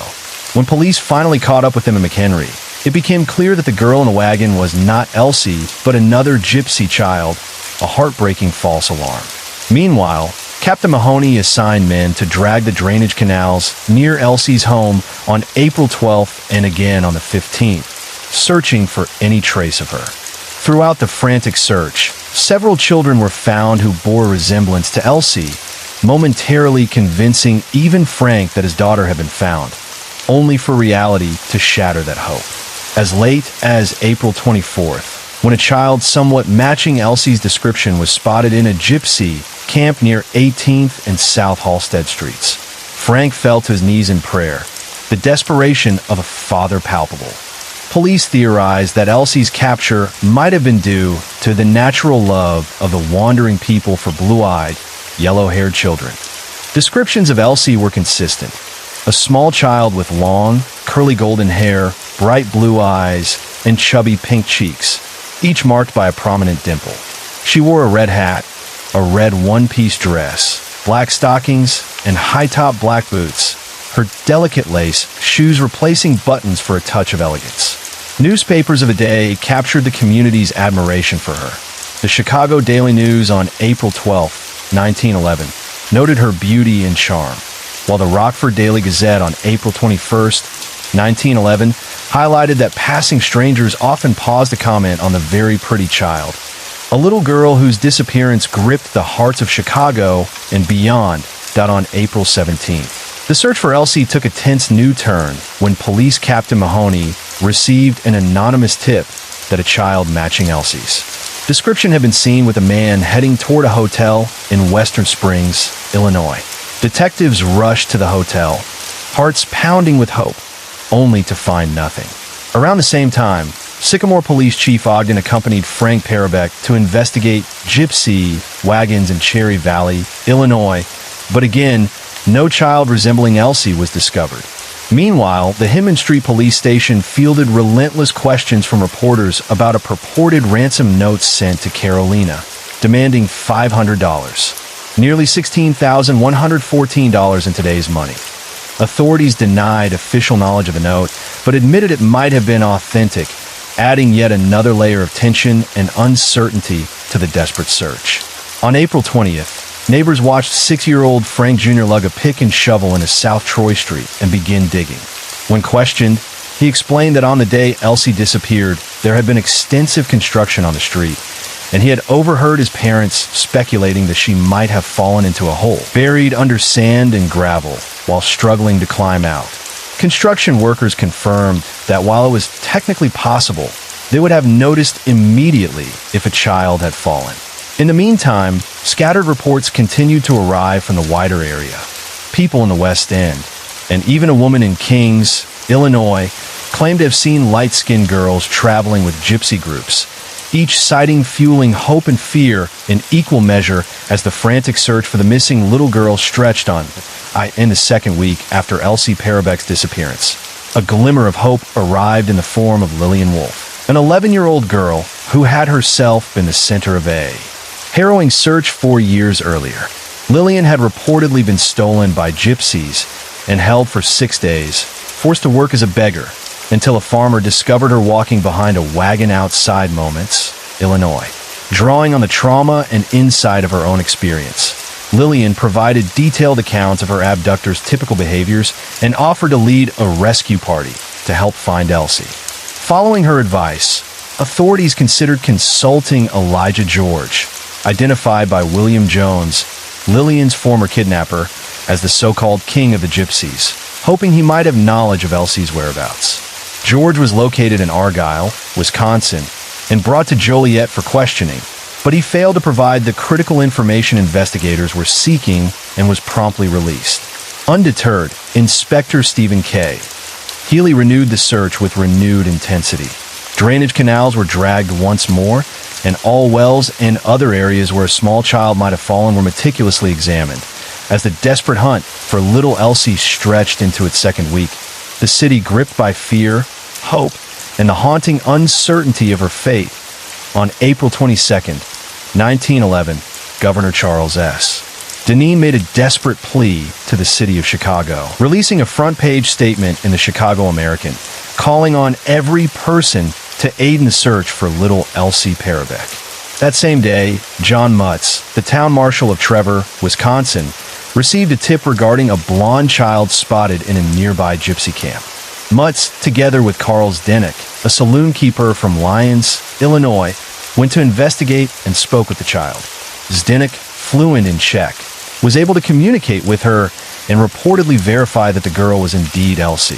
Mrs. Alice Gould of McHenry also identified the child as Elsie, claiming that the same gypsies had attempted to steal other children in the area, intensifying the fear gripping the region.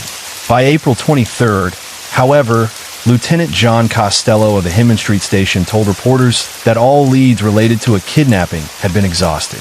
Convinced that Elsie had been attacked and mistreated, he feared she was dead, her body hidden somewhere in a cellar, deserted barn, or abandoned building. Detectives were dispatched to scour empty structures, sheds, elevators, catch basins, and basements along and near South Albany Avenue, many armed with spades ready to dig through any patch of recently disturbed earth. Inspector Stephen K. Healy, along with Detectives Perry and Egan, joined the painstaking search, while 2 officers were sent to the outskirts of the city following an undisclosed tip. Meanwhile, Captain Stephen Wood of the Detective Bureau had all known gypsy wagons under surveillance and sent word to every police official in Belvedere, Rockford, and Janesville, Wisconsin, to be on the lookout for Elsie. Despite these efforts, Wood, like many others, feared the worst. That Elsie had been either taken for ransom, suffered an accident and was incapacitated in a hospital, or had fallen victim to some degenerate lurking in the alleys and shanties near her home. The city was gripped by a tense mix of hope, dread, and a relentless determination to find the missing 4-year-old, as every hour passed with her still unaccounted for. Also on April 23rd, a neighbor came forward with a chilling observation. She had last seen Elsie around 11 a.m. on the morning she vanished, still with the organ grinder and speaking with a man on the opposite side of the street whom she did not recognize. The very next day, the Chicago Daily News devoted an entire column to the search, describing it as one of the most extensive and far-reaching quests ever made for a missing child. Lieutenant Costello led a team of 20 police officers and over 100 volunteers, scouring a radius of roughly 1 mile surrounding the Parbeck home. The investigation was remarkable not only for the intense public attention it drew, but also for the unprecedented involvement of children. Many of these volunteers were not casual acquaintances. They were Elsie's friends who offered to search hidden corners, alleyways, and other out-of-the-way places for any sign of the little girl or evidence pointing to her whereabouts. On April 29th, Inspector Healy dispatched a detective to Zion City, Illinois, following a tip from the deputy sheriff. Yet again, a child resembling Elsie was spotted in a gypsy camp, and once more, the child turned out to be a gypsy, a cruel false lead. By April 30th, the superintendent of schools, Mrs. Ella Flagg Young, requested that all school children in Chicago organize neighborhood searches during spring break, amplifying the community effort. In desperation, Frank Parbeck even consulted a psychic who claimed that Elsie was in Argo, Wisconsin, likely intending Argyle. Officers were sent to the location by Chicago politician Charles J. Campbell, but their search yielded nothing. The search now seemed to leapfrog from Illinois to Wisconsin, then to Minnesota, and back again, each lead ending in dead ends. Meanwhile, Frank Parbeck began receiving anonymous, insulting letters a few days after Elsie's disappearance. Written in English, which he could not read, he relied on neighbors for translation. The letters claimed that Elsie had been hidden by someone who hated the Parbecks and accused her parents of mistreating her. Enraged by the accusation, Frank burned the letters, but detectives Zauer and Zalaski pursued the lead as best they could, piecing together every clue in the ever-growing web of fear, hope, and anguish surrounding the search for little Elsie Parbeck. As the search for Elsie Parbeck dragged on, the Czech community in Chicago rallied with extraordinary determination to support the desperate family. All Czech-speaking policemen were put into plain clothes and assigned to the investigation, ensuring that every lead could be followed with linguistic precision. The Chicago American revealed that this international squad also included officers Degulski, a Pole, Arntz and Richter, Germans, Macaulay, an Irishman, and Alexander, an Englishman, all chosen for their ability to speak multiple languages and question every man, woman, and child in the camps effectively. The women's auxiliary of the Club Bohemia mobilized tirelessly, creating an endless chain letter that was mailed across the city, urging recipients to pass it along to everyone they knew. Various Czech-American politicians lent their influence to the effort. The Bohemian Charitable Association met with Mayor Carter Harrison, Jr. on April 22nd and announced a $500 reward, pledging to raise additional funds. Mayor Harrison contributed $25 personally and dispatched a special police squad from City Hall, while another detachment coordinated operations out of the Lawndale Avenue station with the Himmon Street Police. Anton Cermak, a Chicago alderman at the time, declared that if Elsie was not found by the next city council meeting on May 1st, he would call upon the council to authorize an even larger reward. At this time, state law prohibited offering rewards for kidnappers, allowing them only for murder cases. But on April 26th, Governor Dineen announced his intention to request a legislative revision so that the state could supplement the personal reward fund. Judge Adolph J. Sabbath personally engaged with Elsie's family, contributing $25 to the fund, and by May 2nd, he had increased his donation to $100, meeting with Czech societies to coordinate ways to expand the reward further.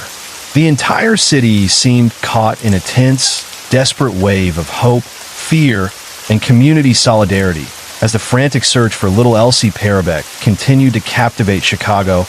As the frantic search for Elsie Parbeck dragged into May 1911, police continued to follow countless reports of girls in red dresses spotted living in gypsy camps. By May 1st, however, officers had all but abandoned the theory that Elsie had been stolen by Romani people, redirecting their efforts to searching wells, dragging canals, and inspecting every suspicious site near a neighborhood.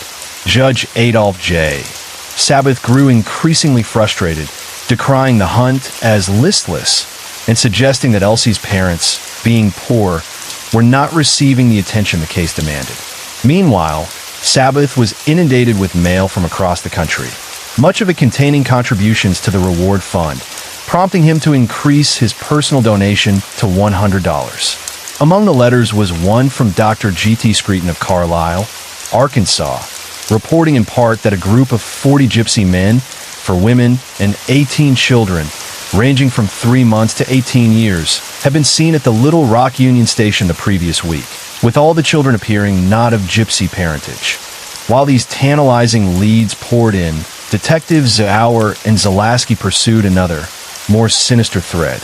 They sought a man living near Madison and Roby Streets, suspected of sending the anonymous, threatening letters to Frank Parbeck. Lieutenant Costello, backed by Inspector Healy, declared with grim certainty Elsie Parbeck fell into the drainage canal from the Kedzie Avenue Bridge or near it. She was not murdered. theorizing that the letter writer had witnessed the accident. By May 7th, 25 gypsy bands have been investigated and countless false leads exhausted, leading police Captain Mahoney to announce his belief that Elsie was dead, though authorities vowed to continue searching for her body. That same day, Judge Sabbath ordered a deeper investigation into Frank and Carolina Parbeck themselves, seeking anything in their past that might have motivated someone to abduct their daughter, turning the spotlight onto the parents, even as the city's hope for Elsie's safe return began to waver. 2 days later, on May 9th, 1911, a grim discovery shattered the tenuous hope that had gripped Chicago. George DeScully, an electrical engineer, along with other employees at the Lockport Power Plant near Joliet, some 35 miles from the city, spotted what they initially assumed was a farm animal floating in the Chicago Sanitary and Ship Canal. Hours passed before the horrifying truth became clear. It was a human body. A boat was dispatched to retrieve it, carrying with it the weight of a family's fear and a city's mounting dread.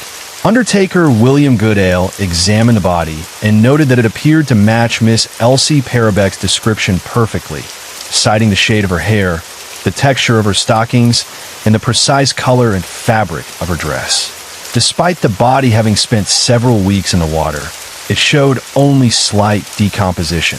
Other reports described her body as badly decomposed, but strangely noted there were no marks of violence, deepening the mystery surrounding her death. News quickly reached Chicago, and Police Lieutenant Costello escorted the devastating information to the Parbeck home. Carolina Parbeck, overwhelmed with fear and grief, cried out, "May Draydite, my dear child," pleading to be told her daughter was alive. At midnight, Frank Parbeck was brought to the Goodale funeral home to confront the sight of the body. He scrutinized the clothes and said cautiously, "The clothes look like Elsie's, but the face, I can't recognize it. Her mother alone can tell." Yet according to newspaper reports, the painful truth was immediate and undeniable. Frank's eyes welled with tears as he whispered, "That's Elsie," confirming the devastating reality that little Elsie Parbeck had been lost to the world. Carolina Parbeck arrived at the Goodale funeral home by trolley, her heart pounding with a mixture of dread and hope. The moment she laid eyes on her daughter's body, she positively identified Elsie, her voice trembling as she whispered, "It's you, my darling. Thank God we've found you, and you're not in the hands of the gypsies." For the next hour, Carolina paced or sat nervously in an adjoining room, clutching Frank's hands, her tears flowing freely as she wept and prayed over the tragic discovery.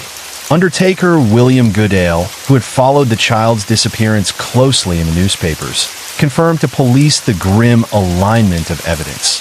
The body appears to have been in the water for about a month, which would tally with the date of Elsie Parbeck's disappearance.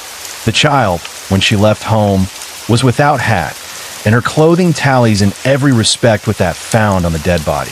There was no ring or other ornament, and in that respect, the descriptions correspond, excepting only as to the color of the eyes, which cannot be clearly observed. The descriptions are identical. Arrangements were swiftly made for an inquest, and a jury was convened, consisting of F.W. Wurst, Christian Radchuro, John A. Walter, William Woodale, Edwin Murray, and Patrick O'Brien, with coroner William Wunderlich of Will County officiating. As the post-mortem examination began, Frank Parbeck was called as the first witness. Setting aside the coroner's questions, Frank poured out his accusations, his grief and anger raw and unfiltered. Through a translator, he declared to the inquest, "I am sure the gypsies stole my girl, and then when they knew we were after them, they killed her and threw her body into the canal." His words hanging heavy in the tense room, echoing the heartbreak and rage of a father confronted with the unimaginable. This, Carolina Parbeck bolted from the funeral parlor, her voice piercing the morning air as she screamed, "My Elsie is dead. She was murdered. Her husband, Frank, along with Detective Zalaski, tried desperately to calm her, but her grief was uncontainable. She ran up and down the street, drawing a crowd of horrified onlookers, insisting she had known for 3 weeks that the gypsies had killed her daughter. Frank gently consoled her, guiding her onto a trolley car as they made their way home, his own heart breaking at the sight of his wife's anguish. Carolina Parbeck bolted from the funeral parlor, her voice piercing the morning air as she screamed, "My Elsie is dead. She was murdered. Her husband, Frank, along with Detective Zalaski, tried desperately to calm her, but her grief was uncontainable. She ran up and down the street, drawing a crowd of horrified onlookers, insisting she had known for 3 weeks that the gypsies had killed her daughter. Frank gently consoled her, guiding her onto a trolley car as they made their way home, his own heart breaking at the sight of his wife's anguish. Meanwhile, the coroner spoke with measured gravity. This case has attracted such attention that a minute examination will be made. We will be content with no perfunctory inquest. The jury will refuse to state its convictions, for it has none, until after the autopsy has been held. We want the stomach of the little girl examined, and the lungs as well. The father charges murder. It is certainly possible that he is right. 2 physicians, E.A. Kingston and W.R. Paddock, conducted thorough examinations and confirmed that there was no water in Elsie's lungs, eliminating drowning as the cause of death. Kingston stated that she had been attacked, a term often euphemistically used at the time to imply sexual assault, and murdered before her body was discarded into the canal. Paddock added that evidence suggested she had been wounded prior to death. Lieutenant Costello later told the press that Elsie had been mistreated, hinting that her death was not the work of gypsies, while Inspector Healy asserted, "There seems to be no doubt that she was abused in the most fiendish way," and that fact established, the case is much simplified for the police. Investigators also documented deep cuts on the left side of her face. Although initial reports noted blue marks on the throat as though the victim had been choked, a subsequent examination by Drs. E.R. Leecount and Warren H. Hunter clarified that Elsie had been suffocated, not strangled, and that there were no distinct marks of violence on her body. Despite this, newspapers continued to report her as strangled. The official cause of death was ultimately marked unknown, though Coroner Peter Hoffman agreed with Mr. Parbeck that foul play was almost certainly involved. It is our belief that the abductor of the child suffocated her to death, possibly by putting a hand over her mouth, the coroner concluded, urging officials to continue investigating.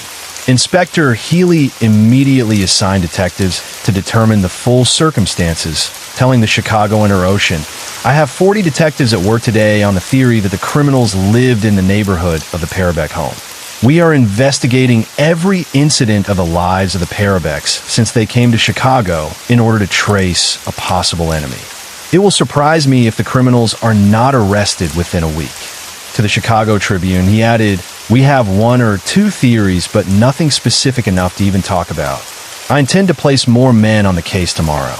Meanwhile, Lieutenant Costello returned to investigating the anonymous letters sent to the Parbecks, and the New York Times reported the coroner's and Parbeck's theory as fact, cementing the grim narrative of Elsie's tragic death in the public consciousness. On the evening of May 9th, Carolina Parbeck, though still grieving, had regained a measure of composure.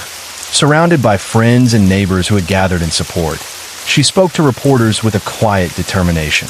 Before the doctors found that Elsie's lungs were free from water and discovered reasons for believing she had been strangled, she said, her voice steady but heavy with sorrow, "I knew she had been murdered. A picture of the crime has been in my mind since the 2nd week of her disappearance, and I am convinced that when the truth is known, as it surely will be, it will be shown that she was choked to death a week from April 8th, when she was kidnapped on her way to visit her auntie." She pleaded passionately with the authorities to find the perpetrators and bring them to justice.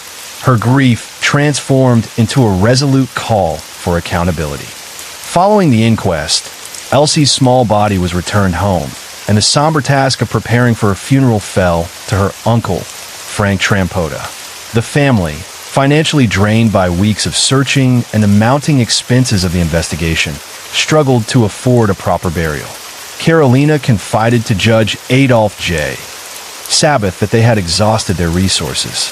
Moved by her plight, Judge Sabbath wrote her a check for $25, promising to raise additional funds to cover the funeral. Meanwhile, the community rallied around the Parbecks. Friends, relatives, and supporters continued to contribute to the Parbeck Fund. Mrs. Sophie Johans, in particular, spearheaded a benefit, gathering donations from bohemian communities as far away as the West Coast, raising over $50, a significant sum at the time, to help give Elsie the funeral she deserved. Through these small acts of generosity, a grieving family found glimmers of hope and solidarity amid the immense tragedy. Elsie Parbeck's funeral took place at 10 a.m. on May 12, 1911, on the very lawn of the Parbeck's home, a somber scene attended by a staggering crowd. Estimates varied. While some said between 2,000 and 3,000 people gathered, the Chicago Inter-Ocean reported as many as 5,000 mourners. Hours before the ceremony, Albany Avenue and the Parbeck backyard teemed with onlookers, their presence spilling onto balconies, porches, and neighboring rooftops. There was simply no hall in the neighborhood large enough to contain them. Though Frank Parbeck had been offered the use of a public hall, he shook his head and said, "They have come to say goodbye to my Elsie. Don't let them be disappointed." Police reserves from the Hinman Street station were dispatched to maintain order and prevent the crowd from overwhelming the fences.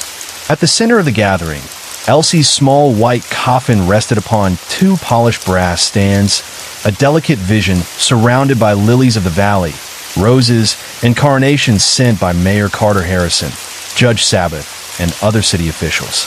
8 little girls dressed entirely in white. Among them Josie Trampota and her sister Mary, brought enormous sprays of lilies and roses and carefully encircled the bier. 2 chairs were pulled from the Parbeck home, and a board laid across them to hold the hundreds of floral tributes brought by mourners from across the city. Carolina Parbeck sat at the head of the coffin, her hands folded tightly, eyes fixed upon the lifeless form of her daughter. Frank stood nearby, stoic yet trembling with grief, flanked by the other Parbeck children.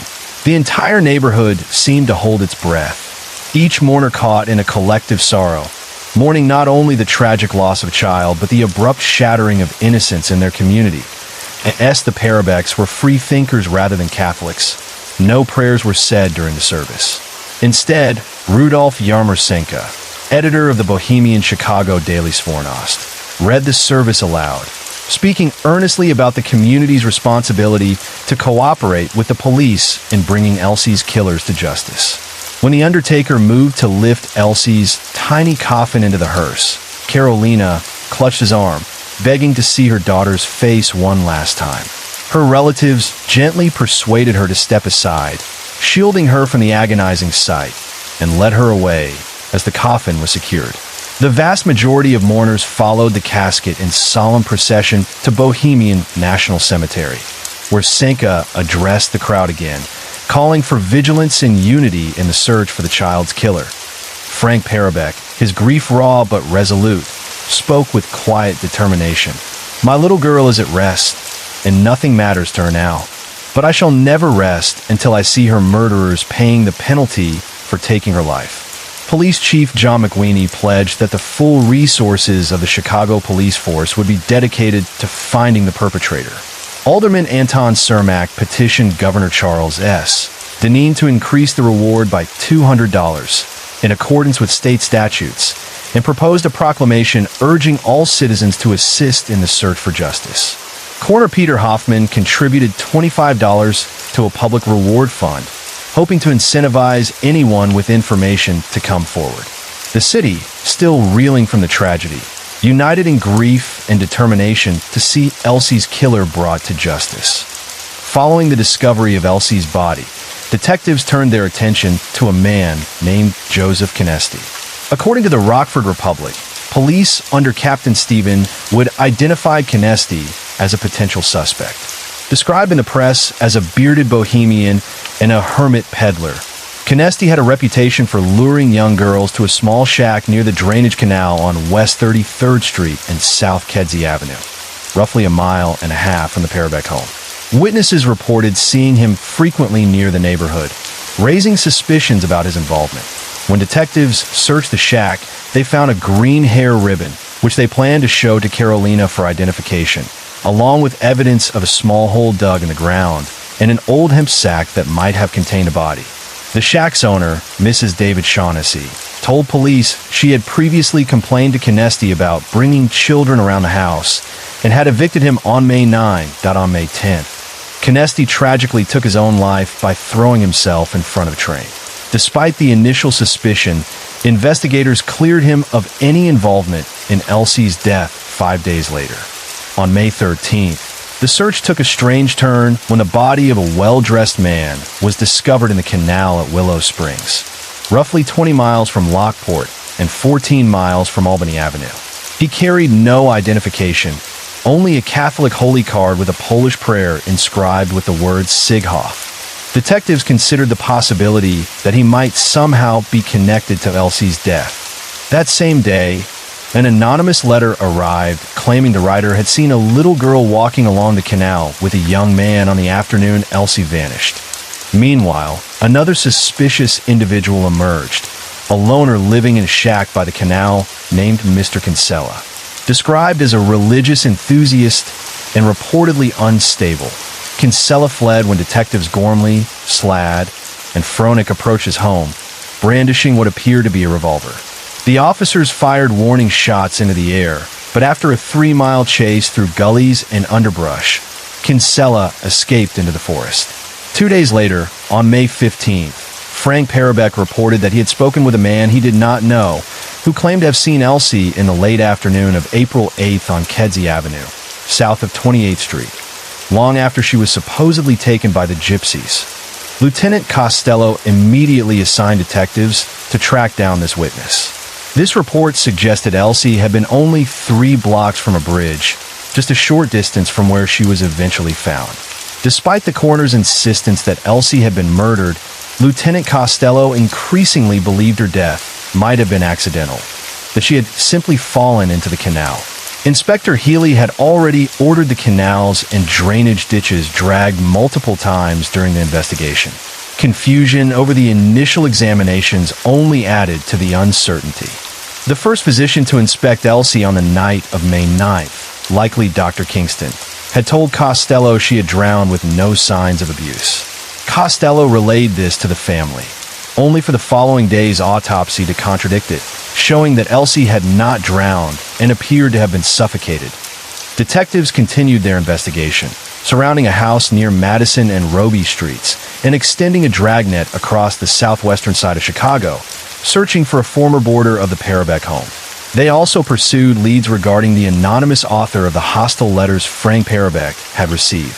Despite their efforts, neither the former boarder, the letter writer, nor the unknown man who had spoken to Frank was ever located. Tragedy continued to touch the Parbeck family.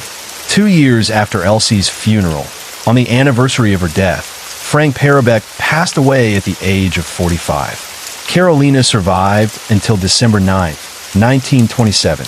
Both parents were later laid to rest alongside Elsie in Bohemian National Cemetery, reunited in death. Though once the subject of intense media coverage and police investigation, Elsie's story faded from public memory until decades later, when the work of outsider artist Henry Darger brought her brief resurgence.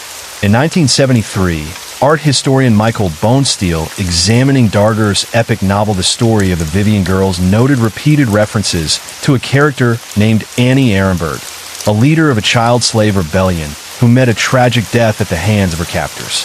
While the fictional account differed from Elsie's real-life fate, Darger's diary revealed that he had been inspired by a lost image of a little girl reported in the Chicago newspapers in the spring of 1911. Upon researching the archives, Bonesteel uncovered the story of Elsie Parbeck. Darger's portrayal of Annie Ehrenberg, a blonde-haired girl with a distinctive hair ribbon and collar reminiscent of Elsie's photograph, echoed the real-life tragedy. In Darger's narrative, kidnapped and mistreated children were rescued by heroic peers, a reflection of the bravery and innocence he may have seen in Elsie. Though Elsie herself never survived, her image and story became immortalized in Darger's artwork, leaving a subtle but lasting legacy in American art and cultural memory. Case 8 Nell Alma Church, known to her family as Alma, was born on March 14, 1909 in a remote mining settlement in Western Australia. She was the first child of Charles Church and Nell Alger. In 1911, her father accepted employment with a mining company in Rhodesia, now known as Zimbabwe, and the family relocated there. While living in Rhodesia, Alma's younger sister, Viola, was born in 1912. Tragedy struck the family in December of 1914 during their return journey to Australia when Alma's mother died due to complications from her third pregnancy and was buried at sea. After arriving in Melbourne, Charles found himself unable to care for his two young daughters and returned alone to Western Australia to work in the goldfields. Alma and Viola were left in the care of their grandparents, Henry and Elizabeth Tershka, who raised them with the help of their 5 adult daughters. By 1921, Henry Tershka had passed away, leaving the grandmother to assume full responsibility for the girls. Viola later remembered her grandmother as a strict and controlling figure who closely supervised both children. Alma was a quiet, obedient, and academically gifted child who performed exceptionally well at Hawthorne West Central School, but her grandmother placed heavy restrictions on her social life, preventing her from mixing freely with other students. As a result, Alma became extremely shy and withdrawn. Her uncle, John Murdoch, described her as intelligent yet reserved, noting that she did not make friends easily and lacked the lively confidence that encouraged casual friendships. Viola similarly remembered Alma as gentle and timid, describing her as soft in speech and soft in manner on the day of her disappearance. Alma Church had been sent on a simple errand from her grandmother's home in Jalmont. She was instructed to walk into the city, collect a parcel of meat from the Butcher Bennett and Woolcock Proprietary Limited on Swanston Street, deliver it to her aunt's home on Collins Street, and then return directly to Jalmont. When Alma failed to return at the expected time, concern quickly grew, as it was entirely unlike her to delay or wander while carrying out errands. A witness later reported seeing a man following her, and several reliable witnesses told police that Alma appeared to be moving slowly, visibly anxious, and clearly frightened. She was last seen at around 3 p.m. on December 30th, 1921, only a few meters from the Australian Wine Saloon in the Eastern Arcade, between Burke and Little Collins Streets, near Alfred Place. Early the following morning, her naked body was discovered in a narrow lane running east off Gun Alley, not far from where she had last been seen. The condition of her body indicated that she had been strangled, likely with a cord, bringing a brutal and sudden end to her short life. After Alma Church's body was discovered, police charged the owner of the nearby Australian Wine Saloon, Colin Campbell Ross, with a rape and murder. The prosecution's case relied mainly on the testimony of 2 witnesses and several strands of red hair, said to have come from Alma's head, which were presented as the key physical link between Ross and the crime. Ross consistently maintained his innocence, but despite his protests, he was convicted and executed by hanging at Melbourne Jail on April 24th, 1922, at just 29 years of age. His lawyer, Thomas Brennan, firmly believed Ross had been wrongfully convicted and made repeated but unsuccessful attempts to appeal the case, even seeking to take it to the Privy Council. Brennan would later become an Australian senator. In later years, the credibility of the 2 main witnesses, Ivy Matthews and fortune teller Julia Gibson, came under serious doubt, as both were believed to have had motives to lie. Matthews had recently been dismissed from her job at the saloon, and Gibson was living with her at the time. Both women received the £1,000 reward offered for information. The hair evidence, once considered decisive, was later questioned, especially since Ross was able to account for his movements both when Alma disappeared and later that night when her body was dumped in Gun Alley. Ross openly told detectives that a young girl matching Alma's description had passed the saloon that day, but he insisted this brief sighting was his only connection to the victim. More advanced scientific testing carried out in the 1990s conclusively disproved the supposed red hair evidence that had linked Colin Campbell Ross to Alma Church's murder, demonstrating that the hair could not have belonged to her and that Ross had been wrongfully convicted. Following a judicial inquiry conducted by 3 judges in 2006, Ross was formally granted a posthumous pardon on May 22, 2008, when it was signed by the Victorian governor acting as the Queen's representative, and the decision was publicly announced on May 27, 2008. This pardon remains the first and only instance in Australian history in which a person who was judicially executed has later been officially exonerated. In the book that ultimately led to the pardon, author Kevin Morgan revealed significant evidence overlooked during the original police investigation and identified Alma Church's likely true killer as George Murphy, a returned soldier who was known to be distrusted by both Alma and her sister Viola, had pedophilic tendencies, and was married to their cousin. The Gun Alley murder was later depicted in the 1982 film Squizzy Taylor, which told the story of the Melbourne gangster of the same name. In the movie, Taylor, played by David Atkins, is shown helping the authorities by intimidating witnesses into revealing information about Colin Ross. Historically, Gun Alley no longer exists. The site is now occupied by 80 Collins Street, formerly Narrow House. In 1855, Gun Alley ran south from Little Collins Street, just below the Easter Market at Burke and Stephen Streets. Alma Church's body was found in a small easement off the alley. Nearby Alfred Place, which ran between Collins Street and Little Collins Street next to the independent church property, was where Alma was last seen. The Eastern Arcade, home to the Australian Wine Saloon where she had passed earlier that day, once stood at the rear of the Easter Market, but it was demolished in 2008. Case 9 Carly Ryan lived in the quiet town of Stirling, South Australia, with her mother, Sonia Ryan. Like many teenagers, Carly loved spending time online, exploring social media, and connecting with people who shared her interests. About 18 months before her death, she encountered someone on MySpace and VampireFreaks.com who called himself Brandon Kane. Brandon claimed to be a Texas-born teenager living in Melbourne, a musician who shared Carly's taste in music.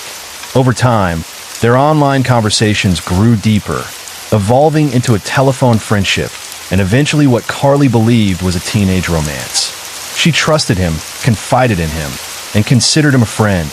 But behind the screen, the person she was speaking to was not a peer, but a 50-year-old man named Gary Francis Newman. In January 2007, Newman took the deception a step further. Traveling from Melbourne, he posed as Shane, Brandon Kane's father, delivering gifts to Carly. Disturbingly, lingerie and a nurse's outfit. After meeting Newman, Sonia Ryan allowed him to attend Carly's 15th birthday party and even stay overnight, unaware of the danger he posed. What had seemed like harmless generosity quickly turned sinister. During a shopping trip and the birthday celebrations, Newman's behavior became increasingly erratic and possessive. He made inappropriate physical advances, including lying on Carly's bed while she slept inside it. Alarmed by his conduct, Sonia asked Newman to leave the following morning. From that point onward, she began to monitor Carly's internet use much more closely, trying to protect her from further contact with a man who had manipulated her trust. On the evening of February 19, 2007, Carly left her home under the pretense of going to a sleepover with friends. Hours passed. Then the day went by, and Carly did not return. Concerned for her safety, her family alerted the authorities. Later that morning, a search ended in tragedy. At Horseshoe Bay in Port Elliot, Carly's battered and disheveled body was discovered floating face down in the shallow water. Paramedics attempted to revive her, but it was too late. The bright, lively 15-year-old had been taken from her home, her life cut short. The victim of a predator who had used lies, manipulation, and deceit to gain her trust. The autopsy on Carly Ryan revealed a shocking and heartbreaking truth. She had sustained 19 separate injuries, with 6 to 8 of them being severe blows to the head, and the cause of her death was determined to be a combination of facial trauma, smothering, and drowning. Investigators also discovered cannabinoids in her bloodstream and beach sand lodged in her esophagus, suggesting a struggle near the water. Security footage placed Carly in and around Port Elliot on the evening of February 19th, accompanied by 2 men, and witnesses confirmed that she was last seen alive on the beach around 9:30 p.m. That a critical lead came in the form of a pale blue vehicle connected to the men's scene with Carly. Police followed the trail to the Mornington Peninsula, and 11 days after her murder, a raid was conducted that resulted in the arrest of Gary Francis Newman and the temporary detention of his younger son. At the time of his arrest, authorities discovered that Newman was still operating under the fake online identity Brandon Kane. The investigation soon revealed the horrifying extent of his predatory behavior. Newman had kept a notebook detailing nearly 200 online personas and meticulously recorded his attempts to groom children, both in Australia and internationally. The scope of his deception painted a chilling portrait of a man who had spent years manipulating and exploiting vulnerable children, turning what began as a simple online friendship into a deadly trap for Carly Ryan. That Newman's trial began in October 2009 and stretched over several months, concluding in April 2010. Throughout the proceedings, he acted erratically and initially denied ever having met Carly Ryan, attempting to distance himself from the crime. Despite his behavior, the evidence against him was overwhelming. On January 21, 2010, Newman was sentenced to life imprisonment, with a minimum non-parole period of 29 years. His adopted son, who had been a minor at the time of the murder and had witnessed the tragic events, was cleared of all charges. For his protection, the identity of the boy has remained suppressed. After the trial and sentencing of Gary Newman, Carly's mother, Sonia Ryan, dedicated herself to turning her grief into action. In 2010, she established the Carly Ryan Foundation, a nonprofit charity focused on promoting internet safety for children and teenagers.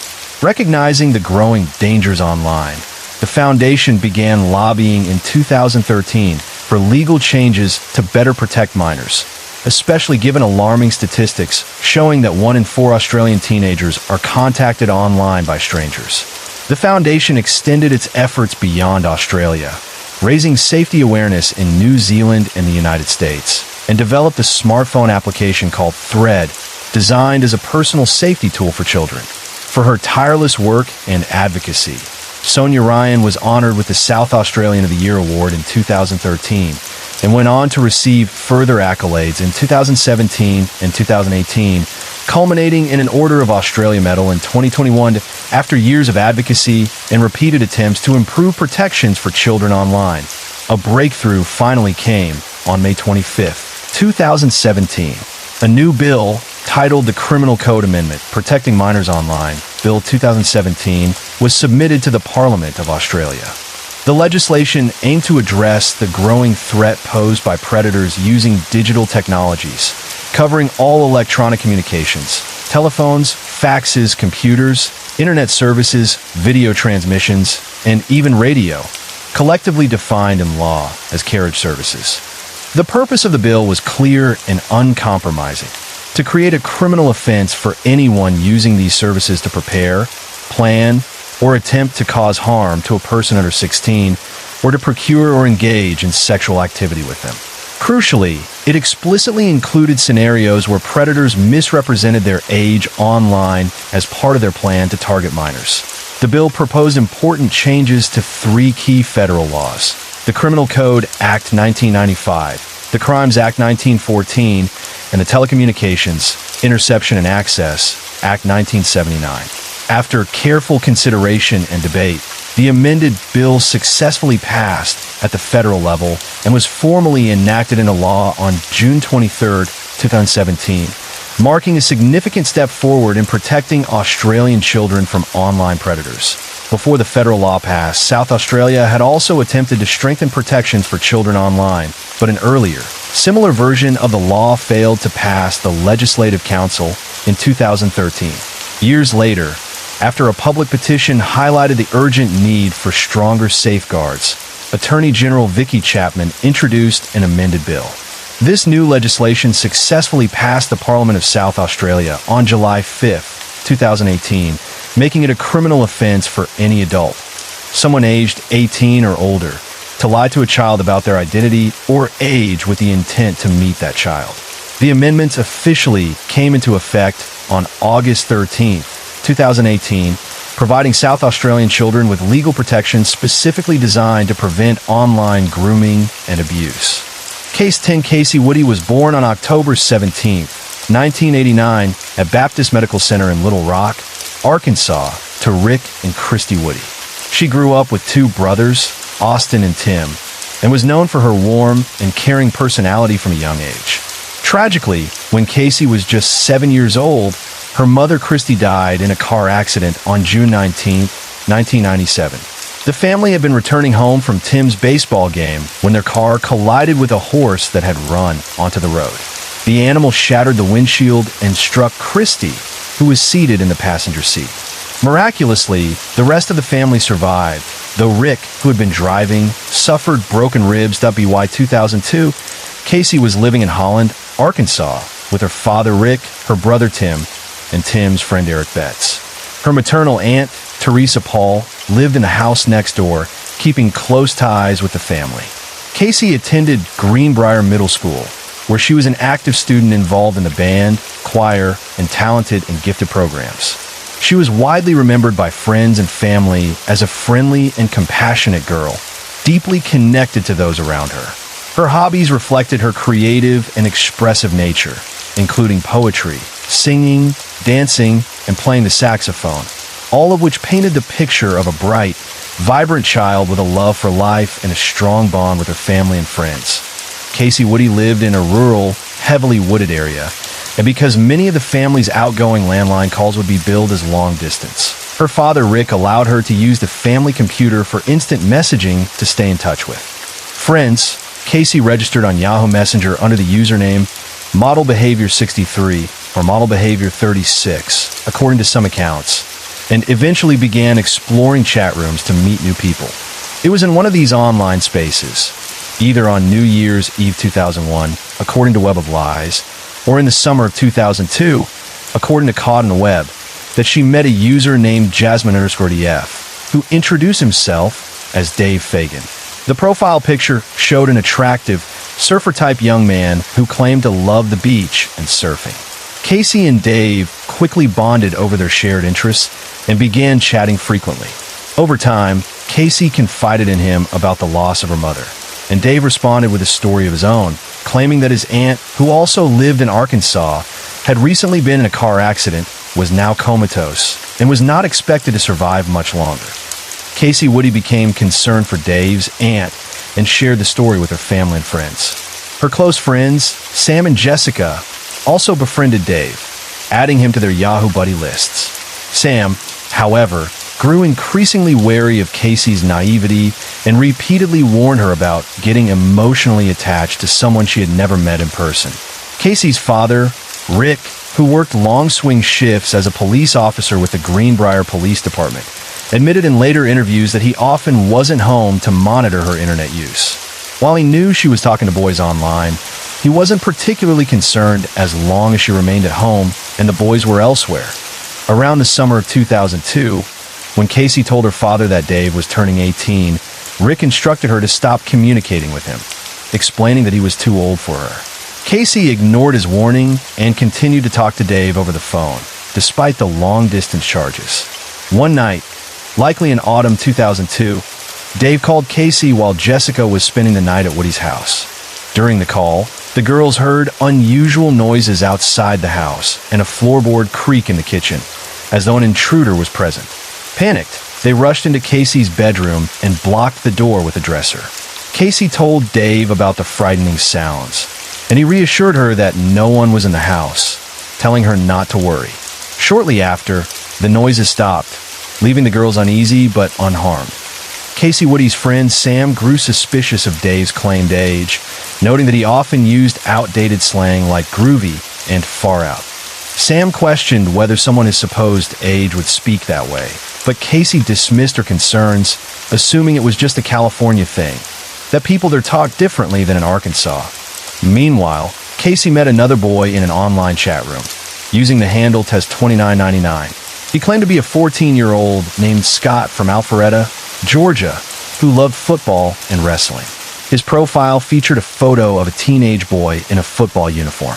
Casey and Scott began what she considered dating on October 3rd, 2002. When Dave discovered Casey's new online relationship, he told her he still wanted to remain friends, while simultaneously increasing his stories about his aunt and her supposedly worsening condition, using it to maintain a strong emotional hold over her. That on the morning of Tuesday, December 3rd, 2002, Casey Woody had a small argument with her friend Sam at school. Sam noticed a photo from Scott's online profile hanging in Casey's locker and commented that he was hot, but Casey misheard it as fat.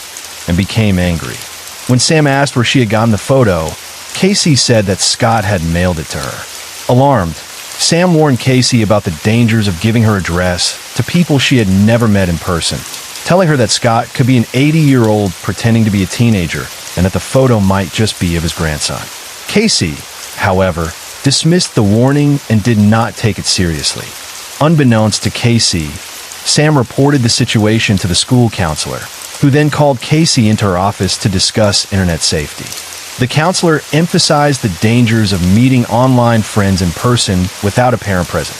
Casey insisted that she only shared her phone number with people her father approved of, though Sam doubted this was entirely true. The counselor later called Sam into the office, leaving the two friends alone to talk, and they reconciled. After school, Casey tried to arrange a sleepover with Sam, who declined because her mother likely would not have allowed it on a school night, and Casey would have needed a note from her father.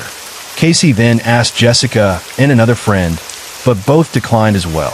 She seemed unfazed by the refusals and said goodbye to her friends before boarding the school bus. Sam and Jessica later remarked that it was unusual for Casey to be asking about a sleepover on a school night. That evening, Casey Woody was home alone. Her brother Tim was at his college library doing research, Eric Betts was attending his electrician's class, and her father, Rick, was on duty with the Greenbrier police. Her Aunt Paul was also out, attending her daughter's basketball game in Conway. Casey spent her time instant messaging her online boyfriend Scott while talking to Dave on the phone. During the conversation, Dave told Casey that his aunt's condition was worsening and that he was driving to Arkansas to be by her side until she passed. At 9:41 p.m., though it's unclear whether this was CST or EST, Casey's messages with Scott abruptly stopped. Concerned, Scott tried to reach her, continuing to message her in hopes of alerting someone in her household, emailing her friend Jessica, and attempting to phone the Woody house, but all efforts failed. Around 10:15 p.m. Central Standard Time, Betts returned from his class and noticed Casey wasn't home. Assuming she was either in bed or out with family or friends, he carried on with his routine. Later, at about 11:40 p.m., Tim came home and realized Casey still wasn't in bed. He alerted Rick, who rushed home in his squad car. Upon arrival, Rick noticed signs of disturbance in the house. Casey's reading glasses, used while she was on the computer, were left on a recliner with one lens missing. Her pet Yorkshire Terrier was limping, and the computer was still on, the chat window with Scott open. Alarmed, Rick called Casey's friends, none of whom had seen or heard from her recently, and then contacted the police. Either Tim or Betts messaged Scott, discovering Casey's sudden disappearance from the IM conversation and learning about her phone calls with Dave just before she vanished. Police investigators initially considered the possibility that Casey Woody had run away, but her father Rick firmly denied this, explaining that Casey was happy with her life and would never leave without telling him. Rick had last spoken to her around 7 p.m. that evening, when she was practicing her saxophone, and nothing had seemed unusual.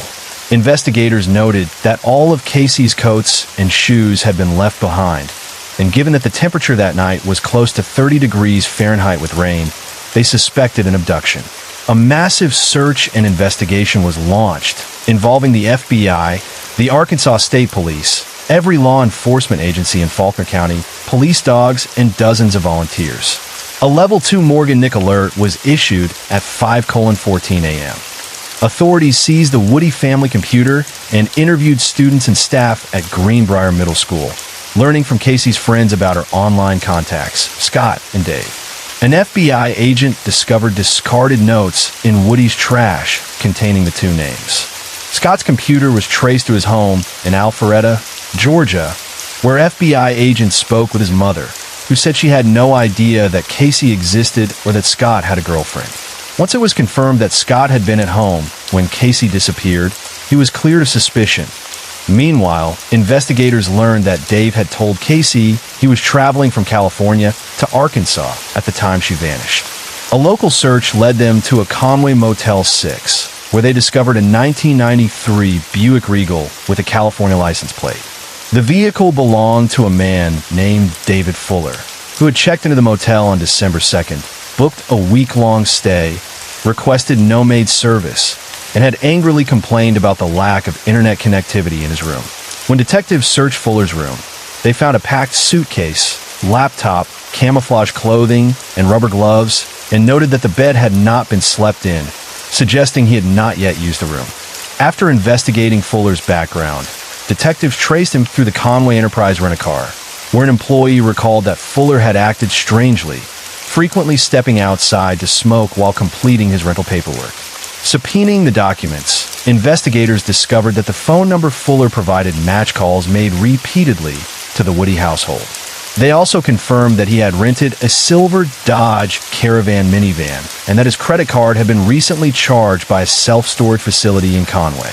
With this evidence, Fuller, previously only a person of interest, was formally identified as Dave and became the prime suspect in Casey's disappearance on the evening of December 4th. Conway Police Sergeant Jim Barrett, accompanied by 2 FBI agents, arrived at Fuller's storage unit around 6 p.m. The unit's door was pulled down without a lock. When Barrett lifted it, they noticed the silver Dodge Caravan inside, facing forward with its engine running. As Barrett began to enter, a gunshot rang out.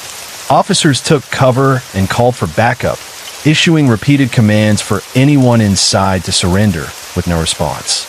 Around 8:30 p.m., a SWAT team stormed the unit.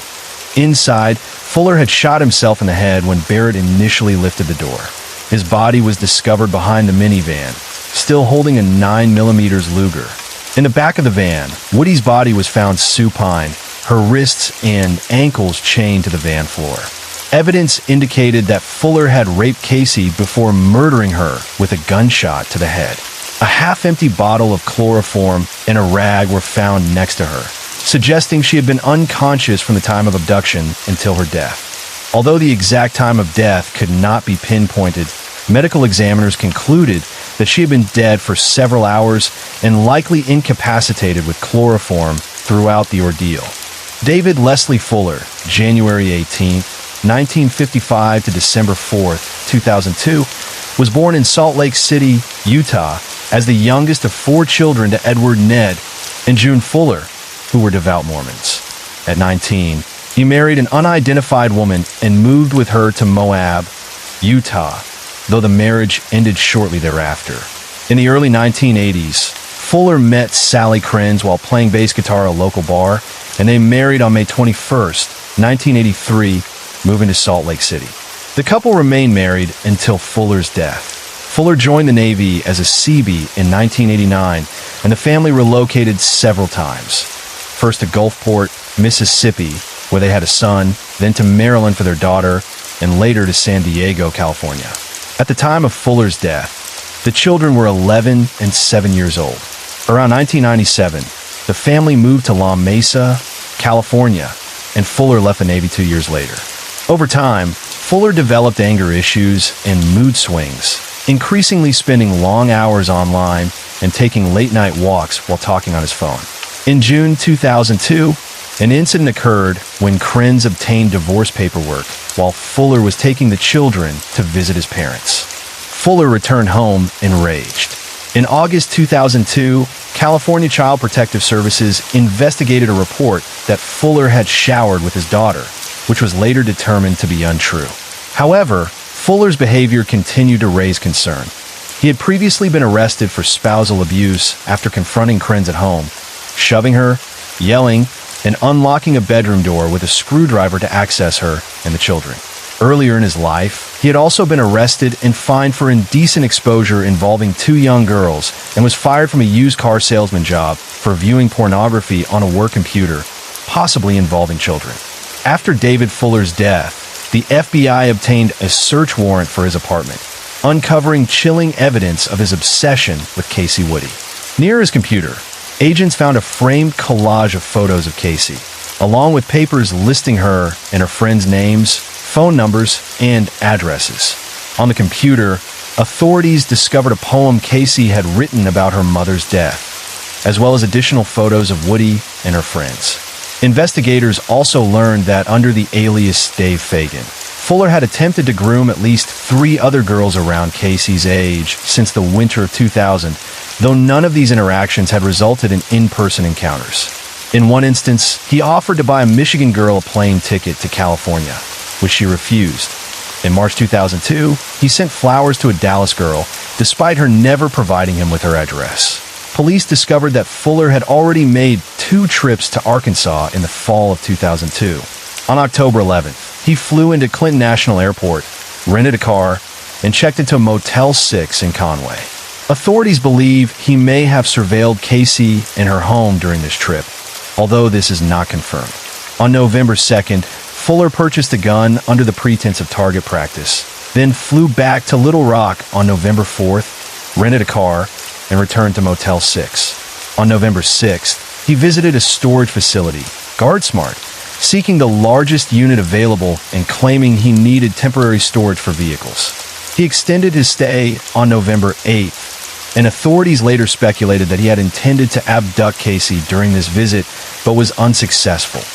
After returning home, Fuller gathered the materials he would later use in the abduction, including duct tape, chains, zip ties, and a bottle of chloroform obtained from a chemical supply company.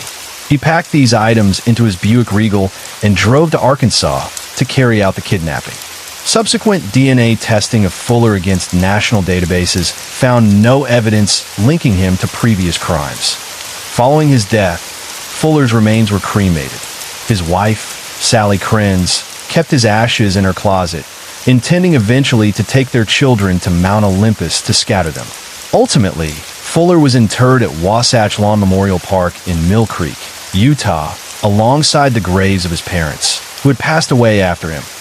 Conway Police Sergeant Jim Barrett later reflected in his Web of Lies interview that Casey Woody's tragic death had such a profound effect on him that, upon returning home from his shift the following morning, he disconnected his computer from the internet and canceled his subscription entirely. Initially, David Fuller's parents were in disbelief when reporters informed them of their son's crimes and subsequent death, but the police eventually convinced them of the grim truth. Fuller's father, Ned, even wanted to reach out to Rick Woody to offer his condolences, though officers discouraged him from doing so. Casey Woody's funeral took place on December 9, 2002, and she was laid to rest in South Crossroads Church Cemetery in Rosebud, Arkansas, alongside her mother. In her memory, Woody's friends and family founded the Casey Woody Foundation, a nonprofit organization dedicated to promoting internet safety for both children and parents. Rick Woody explained that the foundation was established not only to honor Casey's kind and helpful nature, but also to prevent other children from suffering a similar fate. The foundation's website remained active for many years, but was eventually disabled in 2024. In the spring of 2003, Rick Woody gave federal and state authorities permission to use Casey's story in the FBI's Internet Safety and Law Enforcement Training Program, Innocent Images. That June, the FBI released training patches for the program, depicting a teddy bear seated next to a computer screen displaying the text, Casey Woody 1989 to 2002, for task force members to wear.